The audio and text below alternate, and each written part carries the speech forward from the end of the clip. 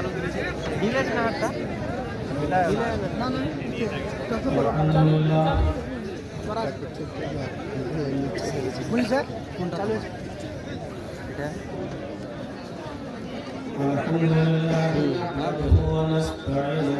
পাশা দিকে স্ট্যান্ড দিয়েছো না তার লিখে নেয় না পাশা দিকে স্ট্যান্ড বাঁধাই চাই না বাঁধতে দিয়ে এটাতে বাঁধতে ونعوذ بالله من شرور أنفسنا ومن سيئات أعمالنا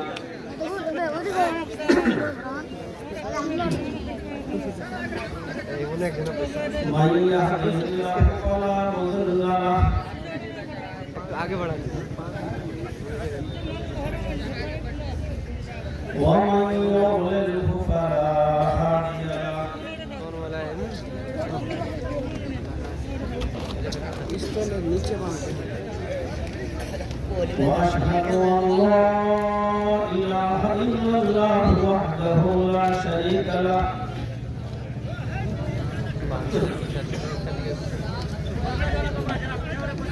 وأشهد أن محمدا عبده ورسوله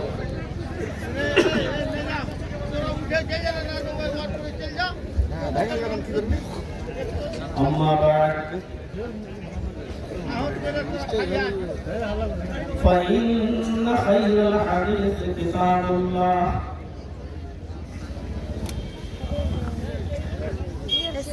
وخير الهدي هدي محمد صلى الله عليه وسلم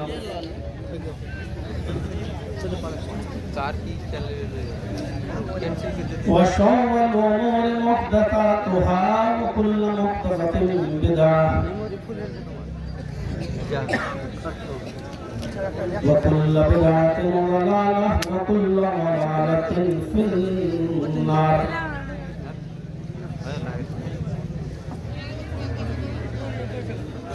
أعوذ بالله من الشيطان الرجيم بسم الله الرحمن الرحيم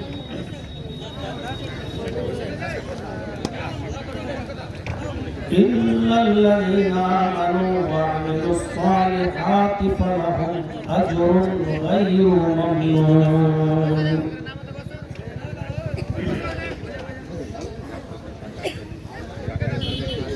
وعن أبي هريرة رضي الله تعالى عنه عن النبي صلى الله عليه وسلم قال الإيمان بضع وسبعون شعبة فأفضلها قول لا إله إلا الله وأدناها إماطة الأذى عن الطريق والحياء شعبة من الإيمان رواه البخاري رب اشرح لي صدري ويسر لي أمري واحلل عقدة من لساني يفقهوا قولي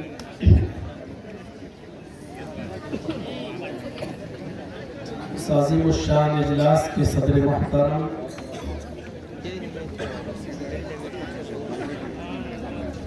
اور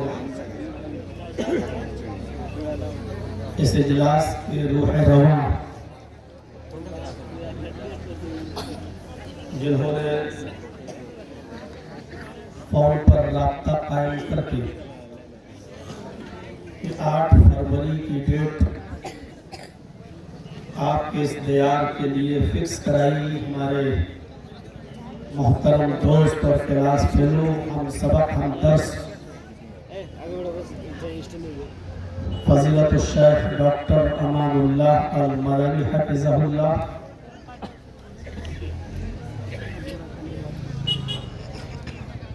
اور اسٹیج پر بیٹھے ہوئے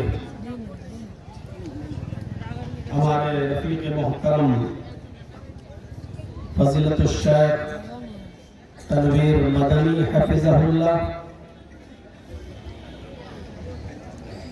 اسٹیج پر بیٹھے ہوئے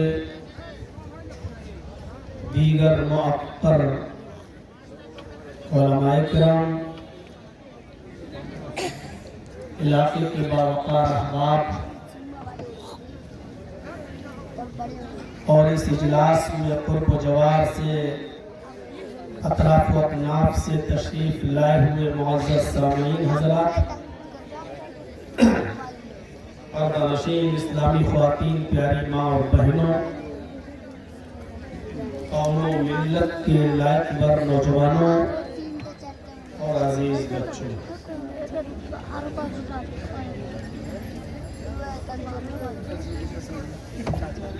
ایک لمبے عرصے کے بعد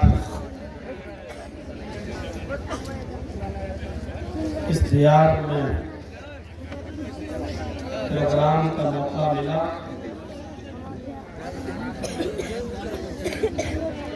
شیخ امان اللہ صاحب نے بار بار کال کیا اور اس وقت تک کال کرتے رہے، میسج کرتے رہے جب تک کہ اس علاقے کے لیے تاریخ فکس نہیں ہو گئی، اور ان کے اس اجلاس میں آپ لوگوں کا یہ جمع غفیر اور آپ کا یہاں ایک اچھی خاصی تعداد میں آنا اور رات کے اس وقت بھی جم کر بیٹھے رہنا، یہ اپنے آپ میں بڑے ہمت و حوصلے کی بات ہے۔ اللہ رب العالمین ہم سب کو سننے سے زیادہ عمل کرنے کی توفیق عطا فرمائے۔ شیخ ڈاکٹر امان اللہ صاحب کی دعوت پر میں پہلے سن 2016 میں آیا تھا۔ اس وقت آپ کا قائم کردہ ادارہ معہد حفصہ للبنات چل رہا تھا، لیکن اتنی ترقی پر گامزن نہیں تھا۔ تعمیری کام اس وقت بھی ہو رہا تھا، اور 2016 کے بعد اب 2025 کے شروع دنوں میں فروری میں جب میں آیا ہوں تو میں نے دیکھا کہ اس گاؤں کی حالت بھی بدل گئی، ادارے نے دن دگنی رات چوگنی ترقی کی ہے، اور اس وقت الفیض ماڈل اکیڈمی کے نام سے کوئی ادارہ نہیں تھا جو اس وقت مجھے دیکھنے کو ملا۔ الحمدللہ کافی بچے اس کے اندر پڑھ رہے ہیں، اور اس طریقے کا جو ادارہ مجھے آج ٹہل کر گھوم کر جو میں نے دیکھا، سیمانچل میں 20 سال سے میں تقریباً سفر کر رہا ہوں، سیمانچل کے کسی ایریے میں میں نے اس نوعیت کا کوئی ادارہ ابھی تک نہیں دیکھا۔ مدرسے بہت دیکھے ہیں، مدرسوں کے پروگراموں میں میں نے شرکت بھی کی ہے، لیکن اس طریقے کا ادارہ اور اس طریقے کا اسکول جو 10 تک تو ابھی بچے پڑھ رہے ہیں، 10+ کی پرمیشن مل چکی ہے، اللہ رب العالمین اس ادارے کو دن دگنی رات چوگنی ترقی عطا فرمائے۔ اور اس میں آپ لوگوں کے تعاون کی سخت ضرورت ہے۔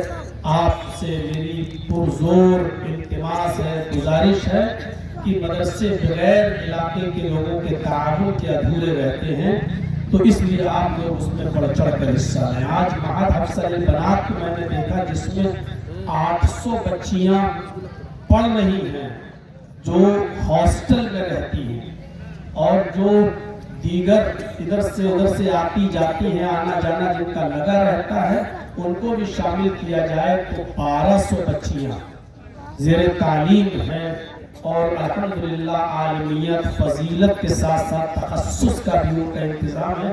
ابھی میں نے 15 منٹ کا خطاب طالبات کے سامنے بھی میں نے کیا، اور ان طالبات کی میں نے نظمیں سنی، میں نے تقریر سنی، ان کا ترانہ سنا، ان کی تلاوت سنی۔ بس یہی دعا ہے کہ اللہ رب العالمین اس ادارے کو ہرا بھرا رکھے، اس کے بانی کو حاسدوں کے حسد سے بچائے، اور اللہ رب العالمین ہر جو بھی بس اتنی دعا کرنا مناسب ہے کہ اللہ رب العالمین دن دگنی اور رات چوگنی ترقیوں سے نوازے۔ اور آپ لوگ اللہ تبارک و تعالیٰ سے میں دعا کرتا ہوں آپ کو زیادہ سے زیادہ تعاون کرنے کی توفیق عطا فرمائے. تعاون صرف پیسوں ہی کا نہیں ہوتا ہے، اچھے مشوروں کا بھی ہوتا ہے اور ہر قسم کا تعاون ہوتا ہے. اور تعاون میں ہمیں اور آپ کو جس قسم کے تعاون کی ضرورت ہو بڑھ چڑھ کر اس میں حصہ لینے کی توفیق اللہ رب العالمین ہمیں اور آپ کو عطا فرمائے. تو ایک کافی عرصے کے بعد میں آپ کے روبرو ہوں. میرے بھائیوں، دوستوں، عزیزوں، میں نے قرآن کریم کی ایک آیت کا ٹکڑا آپ کے سامنے تلاوت کیا ہے، جس میں اللہ تبارک و تعالیٰ نے فرمایا کہ جو لوگ ایمان لائے اور جنہوں نے عمل صالح کیے، اِلَّا الَّذِينَ آمَنُوا وَعَمِلُوا الصَّالِحَاتِ فَلَهُمْ أَجْرٌ غَيْرُ مَمْنُونٍ، ان کے لیے ایسا اجر ہے، ایسا انعام ہے، ایسا بدلہ ہے جو کبھی ختم نہیں ہوگا، کبھی ختم نہ ہونے والا اجر ہے. جو ایمان لائے اور جنہوں نے عمل صالح کیے، یہاں بھی ایمان کے ساتھ ساتھ عمل صالح کی شرط لگائی ہے. ایمان اور عمل صالح دو چیزوں کا ذکر کیا ہے. ایک جگہ اللہ تبارک و تعالیٰ نے کامیاب انسان کے اوصاف بتاتے ہوئے یہ بتایا ہے کہ ساری کائنات خسارے میں ہے، جو لوگ خسارے میں نہیں ہیں، نقصان میں نہیں، ان کو اللہ تبارک و تعالیٰ نے الگ کر دیا. إِلَّا الَّذِينَ آمَنُوا وَعَمِلُوا الصَّالِحَاتِ وَتَوَاصَوْا بِالْحَقِّ وَتَوَاصَوْا بِالصَّبْرِ، جو ایمان لائے اور جنہوں نے عمل صالح کیے اور جنہوں نے حق کی وصیت تلقین کی اور حق بات کہنے میں جو تکلیفیں، جو پریشانیاں، جو مصیبتیں آئیں اس پر صبر کرنے کی جو ترغیب کرتے رہتے ہیں، وہ لوگ بھی نقصان میں نہیں ہیں. تو یہاں پر بھی اللہ تبارک و تعالیٰ نے فرمایا جو ایمان لائے اور جنہوں نے عمل صالح کی. ایمان کا اور عمل صالح کا چولی دامن کا ساتھ ہے. ہمارے پاس اگر صرف ایمان ہے لیکن عمل صالح نہیں ہے تو بیکار ہے، اور صرف عمل صالح ہے لیکن ایمان نہیں ہے تو وہ بھی بیکار ہے. ہم سے اور آپ سے اچھے اچھے کام آج غیر مسلم لوگ کر رہے ہیں. کبھی موقع لگے تو آپ بامبے جائیے، ٹاٹا ہاسپٹل جب کینسر کا پورا ہاسپٹل بنا ہوا ہے وہاں جا کر دیکھیے، اور جاتے ہی ہوں گے بہت سے لوگ. جس وقت میرے پھوپھا کا لڑکا بیمار تھا اور کینسر میں مبتلا تھا تو 11 سال تک میں نے اس پھوپھا کا بھائی کو لے کر دوڑتا رہا، علاج کراتا رہا. مجھے تجربہ ہے، میں دیکھتا تھا وہاں کینسر ہاسپٹل کے آس پاس کہ کتنے خیر خواہ لوگوں کی لائن لگی رہتی تھی. کوئی آ رہا ہے پوچھ رہا ہے کہ آپ کے مریض کو کیا دقت ہے، کتنا خرچہ ہے، ڈاکٹروں نے کتنا تخمینہ بتایا، ایک انداز بتائیے کتنا خرچہ بتایا ہے، کیا کیا لگے گا، دوائیاں کتنے کی آئیں گی. کوئی فائل لے کے دوڑ رہا ہے، لیے جا رہا ہے، کوئی پورا کا پورا ٹرک بھر کر کھانے کا لے کر آ رہا ہے اور مریضوں میں کھانا تقسیم کر رہا ہے، کوئی پھل فروٹ لے کے آ رہا ہے، مریضوں میں پھل فروٹ تقسیم کر رہا ہے. میں نے دیکھا تو دیکھیے کتنا اچھا کام کر رہے ہیں. گرمیوں کے سیزن میں آپ کی گاڑی جس اسٹیشن پر رکے گی آپ کے ڈبے کوچ کے پاس لوگ آ کر پانی بھرنا شروع کر دیں گے اور ٹھنڈا ٹھنڈا پانی آپ کی بوتلوں میں بھریں گے. آپ کو اپنی سیٹ سے اٹھنا بھی نہیں پڑے گا، جہاں گاڑی رکی آپ کے کوچ کے سامنے لوگ کھڑے ہیں اور برف کا ٹھنڈا پانی آپ کی بوتلوں میں بھر رہے ہیں، پلا رہے ہیں. یہ اچھا کام نہیں ہے پیاسوں کو پانی پلانا؟ لیکن ان کا یہ کام میرے بھائیوں بالکل بیکار، اس لیے کیونکہ ان کے اندر ایمان. ہم ایمان کے دعوے دار ہیں لیکن ہمارے اندر ایمان ہے تو عمل صالح کی کریں. کون سا ایسا کام آج ہمارے سامنے ہے بتائیے جو خالصتاً للہ کیا جا رہا ہو؟ इल्ला माशाअल्लाह। हर चीज में रिया, नमूद और दिखावा शामिल है। एक शख्स अपने घर में कुर्बानी का बकरा तक लेके आ रहा है तो उसका भी फोटो खींचकर व्हाट्सएप पे डाल रहा है, फेसबुक पे डाल रहा है और उसकी कीमत लिखकर जाहिर कर रहा है कि मैंने आज कुर्बानी के लिए इतने हजार का बकरा खरीदा। एक शख्स खाने काबा के सामने खड़ा है, एहराम पहने हुए है, अपनी सेल्फी लेता है, उसको फेसबुक पे डाल रहा है कि आज अल्लाह ताला ने मुझे उम्रे की तौफीक बख्शी है, और रस्मी तौर पर दुआ भी करा रहा है कि दुआए खैर में याद रखिएगा, दुआ कीजिएगा अल्लाह हमारे इस उम्रे को कबूल फरमाए। जबकि वो सिर्फ ये दिखाने का मकसद है, लोग हर अल्लाह ही जानता है, लेकिन मेरे भाइयों अक्सर दिखाने का ये है कि उसको दिखावा मकसद है कि देखो मैं आज सऊदी में हूँ और उम्रा कर रहा हूँ और एहराम पहने हुए हूँ और देखिए मैं खाने काबा के सामने खड़ा हूँ। ये आज एक आदमी 20-25 लोगों को रोजा इफ्तार करा रहा है, उसका फोटो खींच के डाल रहा है कि आज मैंने 50 लोगों को रोजा इफ्तार कराया है। मेरे भाई क्या सारी नियामतें सब दिखा रहा है कि मैं उनको क्या खिला रहा हूँ, इफ्तार में क्या रखा हुआ है, किस किस्म के खाने हमने उनके सामने रखे हुए हैं अनवा व अक़साम के। तो मेरे प्यारे साथियों, आज हमारे पास ईमान है लेकिन अमले स्वाले नहीं। ईमान भी जरूरी है और अमले स्वाले भी जरूरी है। ईमान और अमले स्वाले का चोली दामन का साथ है, बिल्कुल वैसे जैसे मोबाइल के लिए सिम जरूरी है और सिम के लिए मोबाइल जरूरी है। आपके पास मोबाइल है, बहुत कीमती मोबाइल है, आईफोन है या उससे भी कीमती मोबाइल आपके पास है, लेकिन उस मोबाइल के अंदर सिम नहीं पड़ी हुई है तो बताइए वो मोबाइल किस काम का? रखे रहिए 1.5 लाख का मोबाइल, रखे रहिए 2 लाख का मोबाइल, आप उसको कान में लगा के हेलो हेलो कहते रहे, कौन सुनेगा आपकी बात? वो एक डब्बा है बस, उसकी कोई हैसियत नहीं है जब तक कि उसके अंदर सिम न पड़ी हुई। और जैसे ही आपने उसके अंदर सिम डाली, उस सिम के अंदर कुछ बैलेंस है, आप बात कर सकते हैं। अमेरिका, लंदन, सऊदी, मिस्र, कुवैत, आप हर जगह बात कर सकते हैं। मोबाइल के लिए सिम जरूरी है और सिम है आपके पास लेकिन मोबाइल नहीं। उस सिम के अंदर रिचार्ज भी है, 10, 20, 50 हजार रुपए आप डाल भी लें, भर ले उसको, उस सिम में कितना भी बैलेंस पड़ा हुआ हो लेकिन बेकार है। आप उस सिम को कान में लगाकर आप हेलो हेलो करके देखिए, कहीं आवाज नहीं जाएगी, भले ही उसके 1 लाख रुपया पड़ा हुआ हो। सिम के लिए मोबाइल का होना जरूरी है और मोबाइल के लिए सिम का होना जरूरी है।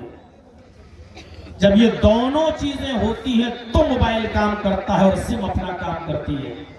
इसी तरीके से मेरे भाइयों, हमारे लिए हमारे पास ईमान भी होना चाहिए और ईमान के साथ साथ अमले स्वालिह भी होना चाहिए। ये दोनों चीजें जरूरी है हुसूल जन्नत के लिए। जन्नत को हासिल करने के लिए दोनों चीजें जरूरी है। ईमान है, अमले स्वालिह है, बेकार अमले स्वालिह है लेकिन ईमान नहीं। वो भी ईमान का मौजू और अमले स्वालिह का मौजू बहुत वसी है। हम आज पूरी बहस सिर्फ इस टॉपिक पर नहीं करेंगे। ईमान की 3 अहम शाखों का जिक्र हम आज करेंगे जो हमने हदीस पढ़कर आपके सामने जो रखी है, उस हदीस के अंदर जो 3 चीजों का जिक्र किया गया है, क्योंकि ईमान के शोबे तो बहुत से हैं। नबी अकरम सल्लल्लाहु अलैहि वसल्लम ने फरमाया, अल ईमान बिज़उन व सबऊन शुअबतन, ईमान की 70 से ज्यादा शाखाएं हैं, ईमान की 70 से ज्यादा शोबे हैं। बिज़उन सबऊन शुअबतन, ईमान के 70 से ज्यादा शोबे हैं। यहाँ 70 से मुराद क्वांटिटी नहीं है, मिक़दार नहीं है, गिनती नहीं है कि सिर्फ 70 है या 70 से कुछ ज्यादा नहीं, बल्कि بخاری کی شرح لکھتے ہوئے حافظ احمد ابن حجر رحمت اللہ علیہ نے لکھا ہے کہ یہاں کثرت مراد ہے، یعنی ایمان کی بہت زیادہ ایمان کے شعبے ہیں، ایمان کی بہت زیادہ شاخیں ہیں۔ الایمان بضع و سبعون شعبۃ، کبھی کبھی ہم لوگ بھی اپنے محاوری زبان میں بولتے ہیں ابھی لگائیں گے 50 تھپڑ، ابھی لگائیں گے 50 تماچے۔ تو 50 تھپڑ مارنے کا مقصد یہ نہیں ہے کہ آپ گن کر اس کو 50 تھپڑ ماریں گے، نہیں، بلکہ آپ یہ بتانا چاہتے ہیں کہ ابھی بہت زیادہ ماروں گا تمہیں، ہوش میں آ جاؤ، اوقات میں آ جاؤ، لائن پر آ جاؤ، اگر آپ اپنی حرکت سے باز نہیں آئے تو میں بہت زیادہ، یعنی بہت بڑی سزا دوں گا، بہت ماروں گا، یہ مطلب ہوتا ہے۔ تو یہاں جو فرمایا گیا الایمان بضع و سبعون شعبۃ، ایمان کی 70 سے زیادہ شاخائیں ہیں، ایمان کی 70 سے زیادہ برانچز ہیں، ایمان کے 70 سے زیادہ شعبے ہیں۔ تو یہ ایسے ہی نہیں بتایا گیا صرف 70 سے زیادہ نہیں، بہت زیادہ، یعنی کثرت ہے، کثرت مراد لی گئی ہے، یعنی ایمان کی بہت سی شاخائیں ہیں۔ ان میں اللہ کے نبی صلی اللہ علیہ وسلم نے فرمایا پہلی افضل شاخ کیا ہے، ادناہا، اور سب سے کمتر درجے کی شاخ کیا ہے، اور پھر ایک اور شاخ، 3 شاخ کا جو ذکر کیا ہے، یہ آج ہمارے معاشرے کی اصلاح کے لیے بے حد ضروری ہے یہ چیز بتانا۔ فَأَفْضَلُهَا قَوْلُ لَا إِلَهَ إِلَّا اللَّهُ، ایمان کا سب سے افضل درجہ اور ایمان کی سب سے افضل شاخ، ایمان کا سب سے افضل شعبہ کیا ہے؟ قول لا الہ الا اللہ، لا الہ الا اللہ کہنا۔ کہنے کا مطلب یہ نہیں کہ صرف زبان سے کہہ دیا لا الہ الا اللہ، یہ تو آج بہت سے غیر مسلم بھی کہتے ہیں۔ مہاتما گاندھی تو اکثر یہ کہا کرتے تھے کہ ایشور اللہ تیرے نام سب کو سنمتی دے بھگوان، وہ بھی اللہ کا نام لے لیا کرتا تھا۔ لا الہ الا اللہ کہنے کا مطلب یہ ہے کہ لا الہ الا اللہ جن تقاضوں کا مطالبہ کرتا ہے ان تقاضوں کو پورا کرنا، ورنہ جملہ بہت چھوٹا ہے لا الہ الا اللہ۔ بخاری شریف کی روایت ہے، نبی اکرم صلی اللہ علیہ وسلم نے لا الہ الا اللہ کی فضیلت بیان کرتے ہوئے صحابہ کرام سے کہا تھا کہ اے صحابہ کیا تمہیں معلوم ہے کہ لا الہ الا اللہ کی فضیلت کیا ہے؟ اگر ساری کائنات کو ترازو کے پلڑے پہ رکھ دیا جائے، ساری دنیا، ساری کائنات کو ترازو کے پلڑے پر رکھ دیا جائے اور دوسرے پلڑے پر لا الہ الا اللہ کو رکھ دیا جائے اور اس کے بعد پھر ترازو کو اٹھایا جائے، ترازو کو اٹھایا جائے تو لا الہ الا اللہ کا پلڑا جھک جائے گا، یعنی ساری کائنات کا وزن ہلکا اور لا الہ الا اللہ کا وزن بھاری ہے۔ کیا ہے اس کلمے؟ ایسے ہی نہیں کہا تھا اللہ کے نبی صلی اللہ علیہ وسلم نے من قال لا الہ الا اللہ دخل الجنہ، جس نے کہہ دیا اپنی زبان سے لا الہ الا اللہ وہ جنت کے اندر داخل ہوگا۔ صرف کہنے بھر سے جنت مل جائے گی؟ ایسے ہی نہیں کہا تھا اللہ کے نبی صلی اللہ علیہ وسلم نے کہ من کان آخر کلامہ لا الہ الا اللہ دخل الجنہ، جس کی زبان سے آخری جملہ مرتے وقت لا الہ الا اللہ نکلا اور لا الہ الا اللہ نکلتے ہی اس کی روح قبض عنصری سے پرواز ہو گئی، یہی کہہ کر وہ دنیا سے رخصت ہو گیا، مر گیا، وہ جنت کے اندر داخل ہوگا۔ ایسے ہی نہیں کہا، لا الہ الا اللہ کا کچھ تو تقاضا ہوگا کہنے کا۔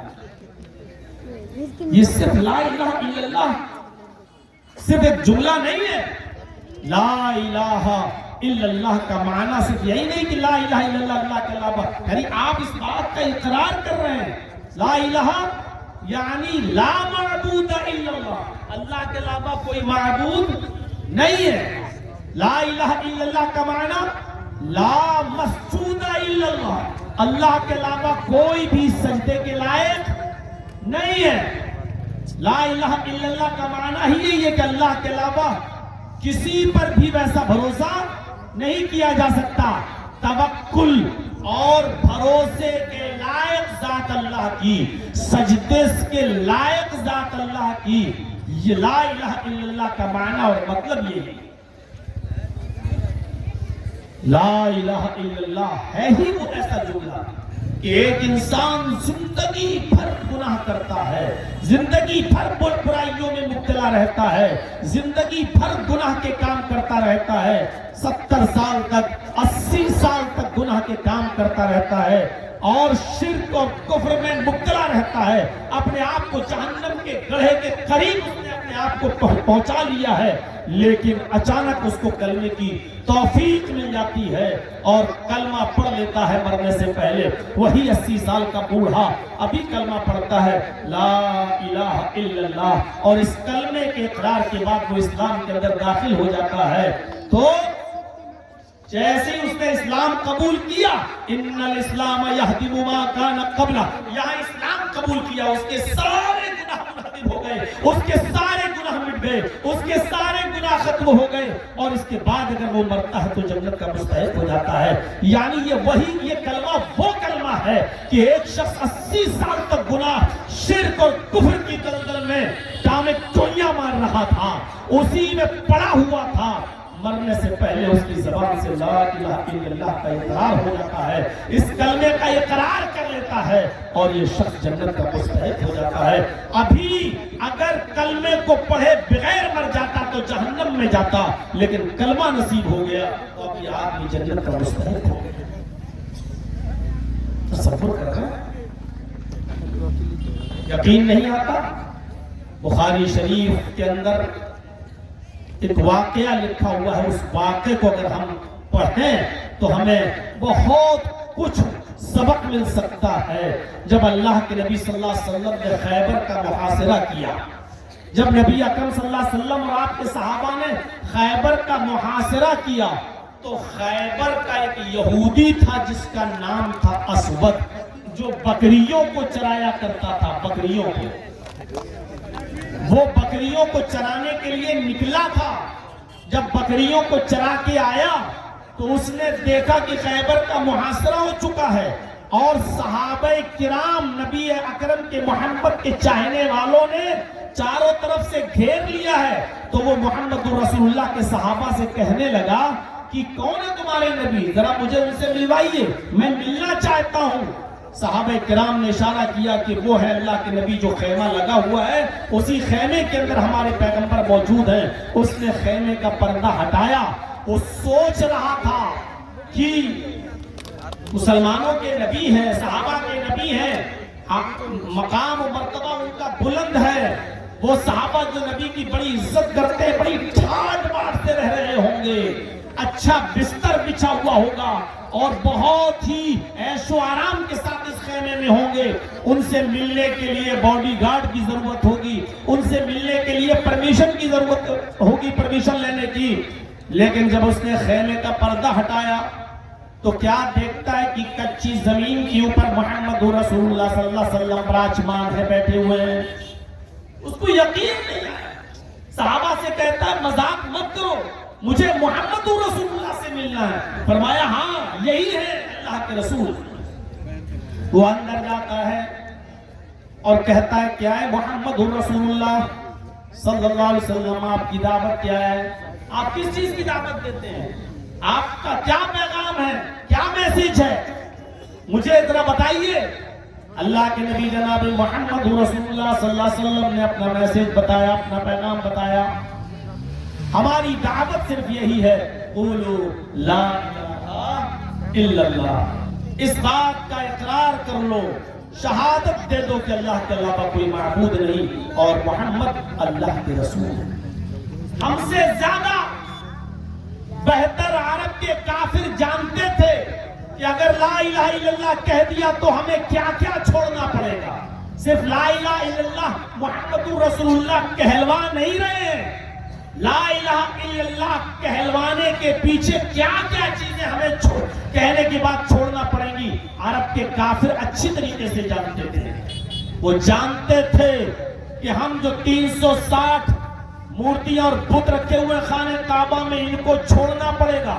وہ جانتے تھے کہ ود، سوا، یغوث، یعوق اور نصر، ہم جو ان سے حیب اور مدد طلب کرتے ہیں ان کو چھوڑنا پڑے گا۔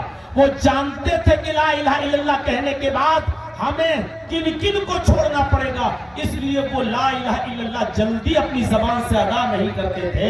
آج تو جس سے کہلوا لو وہ فوراً کہہ دے گا لا الہ الا اللہ۔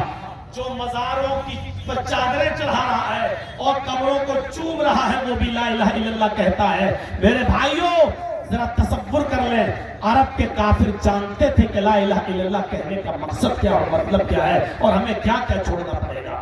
جب اللہ کے نبی نے اسود سے کہا کہ لا الہ الا اللہ کہہ دو، گواہی دے دو کہ اللہ کے علاوہ کوئی معبود نہیں، وہ اچھی طریقے سے جانتا تھا کہ محمد رسول اللہ میں کس چیز کی دعوت دے رہے ہیں، ہمیں کیا کیا چھوڑنا پڑے گا۔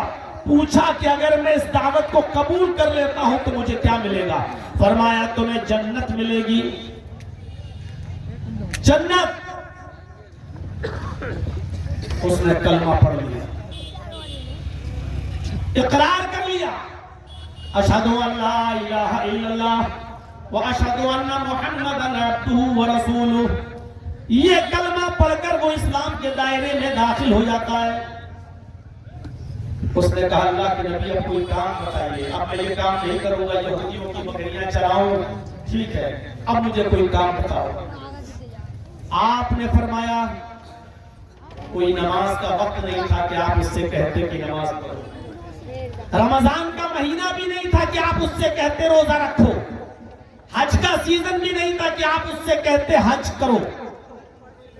آپ نے کہا ہمارے صحابہ محاذ پر ہیں، جہاد کر رہے ہیں، کافروں سے لڑ رہے ہیں، تم بھی جہاد میں شامل ہو جاؤ، اگر زندہ بچ کر آ گئے تو غازی کہلاؤ گے اور اگر قتل کر دیے گئے مارے گئے تو شہید کہلاؤ گے۔ اس نے کہا اللہ کے نبی میں جنگ میں جانے کے لیے تیار ہوں، جہاد میں شامل ہونے کے لیے تیار ہوں، لیکن یہ ہمارے پاس بکریاں ہیں، ان بکریوں کا کیا کروں جو میں یہودیوں کی چراتا ہوں۔ آپ نے فرمایا ان بکریوں کو جب تک ان کے مالک کے حوالے نہیں کرو گے تب تک تم جہاد میں شامل نہیں ہو سکتے ہیں۔ لوگوں کی امانتوں کو ان کے حوالے کرنا ضروری ہے۔ دیکھ رہے ہیں لا الہ الا اللہ پڑھ لیا اس نے، جہاد ہو رہا ہے، لیکن اللہ کے نبی کہہ رہے ہیں کہ پہلے جن کی بکریاں ہیں ان کی بکریوں کو ان کے مالکوں کے حوالے کر دو۔ کتنا بڑا میسج چھپا ہے۔ اگر آپ نے امانت میں خیانت کری، بکریاں یہی چھوڑ گئے چلے گئے میدان جہاد میں اور قتل کر دیے گئے تو وہاں شہادت بھی کوئی کام نہیں آئے گی۔ کیوں؟ کیونکہ یہ کلنک تمہارے اوپر رہے گا، کیونکہ تمہارے پاس لوگوں کی امانتیں موجود ہیں۔ کہا اللہ کے نبی ہم ان بکریوں کو گیٹ تک، دروازے تک، شہر کے دروازے تک چھوڑ دیتا تھا روزانہ، اور وہاں سے یہ بکریاں اپنے اپنے گھروں میں چلی جاتی ہیں۔ ہر آدمی کے گھر بکری کو چھوڑنا میری ذمہ داری نہیں ہے، میں اس شہر کے دروازے تک بکریوں کو چھوڑ دیتا ہوں اور بکریاں وہاں سے اپنے اپنے گھر خود ہی چلی جاتی ہیں۔ اللہ کے نبی نے فرمایا تم بکریوں کو جس دروازے پر چھوڑتے تھے اسی دروازے پر پہلے چھوڑ کر آؤ، اس کے بعد میں تم جہاد میں شامل ہو جاؤ۔ وہ شخص جاتا ہے اور بکریوں کو اس دروازے تک چھوڑ دیتا ہے شہر کے جہاں وہ چھوڑا کرتا تھا۔ اس نے بکریوں کو وہاں چھوڑ دیا اور چھوڑنے کے بعد وہ آتا ہے اور اللہ کے نبی سے پرمیشن لیتا اور سیدھے جہاد میں شامل ہو جاتا ہے۔ لڑتا ہے، اتنا لڑتا ہے کہ کئی کافروں کو واصل جہنم کرتا ہے اور اس کے بعد میں خود اس کی گردن پر تلوار چل جاتی ہے اور یہ شخص خود بھی شہید ہو جاتا ہے۔ یہی اسود خود شہید ہو جاتا ہے۔ اللہ کے نبی صحابہ کرام کو پتہ ہی نہیں کہ یہ کون ہے، آیا اچانک جنگ میں شامل ہوا، لڑا، کافروں میں گھس گیا، ہماری طرف سے لڑ رہا ہے لیکن پتہ نہیں، کیونکہ آج ہی تو اسلام لایا ہے، ابھی تو اس نے کلمہ پڑھا ہے لا الہ الا اللہ، ہم تو جانتے ہی نہیں یہ کون ہے۔ لڑتا ہے لیکن ساتھ دے رہا ہے، کافروں کو مار رہا ہے۔ جب اس کی شہادت ہو گئی تو بتایا گیا اللہ کے نبی جناب محمد رسول اللہ صلی اللہ علیہ وسلم کو کہ ایک اجنبی شخص پڑا ہوا ہے، قتل کر دیا گیا ہے۔ نبی اکرم صلی اللہ علیہ وسلم جب اس کے قریب آتے ہیں اور دیکھتے ہیں کہ تو اسود کی باڈی ہے، اسود شہید کر دیا گیا ہے، تو آپ نے فرمایا کہ ہاں ابھی اسلام لایا تھا، ابھی اس نے تھوڑی دیر پہلے کلمہ پڑھا تھا اور جہاد میں شامل ہو گیا۔ میرے بھائیو، اللہ کے نبی صلی اللہ علیہ وسلم نے فرمایا یہ وہ شخص ہے جس نے ایک بھی وقت کی نماز نہیں پڑھی، ایک بھی روزہ نہیں رکھا، ایک بھی حج نہیں کیا، کوئی نیکی نہیں کی۔ غور کرو، اسلام لایا، جہاد میں شامل ہو گیا، قتل کر دیا گیا۔ اللہ کے نبی صلی اللہ علیہ وسلم فرماتے ہیں یہ جنتی ہے، یہ جنتی ہے۔ اب آپ اندازہ لگا کر لگائیں اور سوچیں کتنا بڑا میسج، کتنا بڑا پیغام۔ ایک بھی نماز نہیں پڑھی، اور آپ لوگ خود فیصلہ کریں، ابھی اگر یہ کلمہ نہ پڑھا ہوتا اور ویسے ہی اگر مر جاتا تو کہاں جاتا، کیا ہوتا اس کا؟ کلمہ پڑھا اور کوئی نماز کا وقت نہیں، رمضان کا مہینہ نہیں، حج کا سیزن نہیں، ایک بھی نماز نہیں پڑھی، ایک بھی روزہ نہیں رکھا، حج بھی نہیں کیا، کچھ نہیں، شہید ہو جنت۔ افضلها قول لا الہ الا اللہ، افضلها قول لا الہ الا اللہ۔ ایمان کا سب سے بڑا اور افضل شعبہ کیا ہے؟ لا الہ الا اللہ کہنا، اس کے تقاضوں کو پورا کرنا۔ لا الہ الا اللہ بھی کہو اور کہو کہ بابا تیرے در پہ آیا ہوں تو جھولا جھولی بھر کے جاؤں گا۔ لا الہ الا اللہ بھی کہو اور بیٹا بیٹی دوسروں سے بھی مانگو۔ نہیں جی، لا الہ الا اللہ۔ ایک بھی وقت کی نماز نہیں پڑھی ہو جنت، ایک بھی وقت کا ایک بھی دن روزہ نہیں رکھا ہو جنتی، یہ ہے لا الہ الا اللہ۔ ایک اور واقعے کی طرف آئی، ایک چھوٹا بچہ 12 سال جس کی عمر، یہودی کا بچہ نبی اکرم صلی اللہ علیہ وسلم کی خدمت کیا کرتا تھا، نبی اکرم صلی اللہ علیہ وسلم کا خدمت گزار تھا۔ اللہ کے نبی صلی اللہ علیہ وسلم کے پاس سے اٹھ کر جب وہ اپنے گھر جاتا اور اپنے والدین سے کہتا کہ میرا دل محمد رسول اللہ کی تعلیم کی طرف مائل ہے، لیکن اس کے ماں باپ غصہ ہوتے، آنکھ دکھاتے، وہ بیچارہ اپنے ماں باپ کے ڈر سے اسلام قبول نہیں کر پاتا۔ ایک دن وہ بچہ بیمار ہو گیا اور کافی بیمار ہو گیا، مرض الموت میں مبتلا ہو گیا۔ جب نبی اکرم صلی اللہ علیہ وسلم کو اس بات کی اطلاع ملی، جب نبی اکرم صلی اللہ علیہ وسلم کو اس بات کا پتہ چلا، جب اللہ کے رسول صلی اللہ علیہ وسلم کو اس بات کا علم ہوا کہ وہ یہودی بچہ جو میری خدمت کیا کرتا تھا بیمار ہے، تو آپ اس کی عیادت کے لیے اس کے گھر تشریف لے گئے۔ جب اللہ کے نبی صلی اللہ علیہ وسلم اس کے گھر گئے تو اس کے سرہانے پر اس کے سر کے پاس بیٹھ گئے۔ اس کی حالت یہ تھی کہ روح اب نکلے کہ تب نکلے۔ وہ ٹکٹکی لگا کر محمد رسول اللہ صلی اللہ علیہ وسلم کو دیکھ رہا تھا، آنکھیں پھاڑ کر نبی اکرم کو دیکھ رہا تھا، اپنے باپ کے چہرے کو بھی دیکھتا جاتا تھا۔ اس کے باپ نے کہا، اللہ کے نبی صلی اللہ علیہ وسلم وہاں بیٹھے تو اللہ کے نبی صلی اللہ علیہ وسلم نے اس بچے سے کہا، قل لا الہ الا اللہ، اے غلام، اے خادم، اے بچے، کہو لا الہ الا اللہ، لا الہ الا اللہ پڑھو، زبان سے کہہ دو لا الہ الا اللہ۔ آپ نے کہا قل یا غلام لا الہ الا اللہ، بچے بول، کہہ دو لا الہ الا اللہ۔ اس بچے نے اپنے باپ کی طرف دیکھا، گویا کہ وہ اپنی استفہامیہ نظروں سے اپنے باپ سے سوال کر رہا ہو اور اجازت مانگ رہا ہو۔ اس کے باپ نے اپنے بیٹے کو دیکھا اور اپنے بیٹے کی تمنا جو حالت صحت و تندرستی میں وہ ظاہر کیا کرتا تھا، اس کا خیال کرتے ہوئے اس کے باپ نے جو یہودی تھا اپنے بچے سے کہا، اطیع ابا القاسم، بیٹے تم ابو القاسم کی بات مان لو، ان کی فرما برداری کرو. وہ جو کہہ رہے ہو اس زبان سے, اپنی زبان سے اس کلمے کو نکال لو. جاؤ, تمہاری بھی مرضی یہی تھی, پہلے تم بھی یہی چاہتے تھے, لیکن میرے غصے کی وجہ سے تم اسلام قبول نہیں کرتے تھے. اگر تمہارا دل محمد رسول اللہ کی بات پر ہے, ان کی تعلیم پر ہے, اور تم یہاں آ کر مجھے بتاتے تھے, تو بیٹا پڑھ لو, کہہ دو محمد رسول اللہ ابو القاسم جو کہہ رہے ہیں ان کی اطاعت کرو, فرما برداری کرو, ان کی بات مان لو. جیسے ہی باپ کی طرف سے پرمیشن ملی, اس چھوٹے سے بچے نے اپنی زبان سے یہ کلمہ ادا کیا, اشہد ان لا الہ الا اللہ و اشہد ان محمدا عبدہ و رسولہ.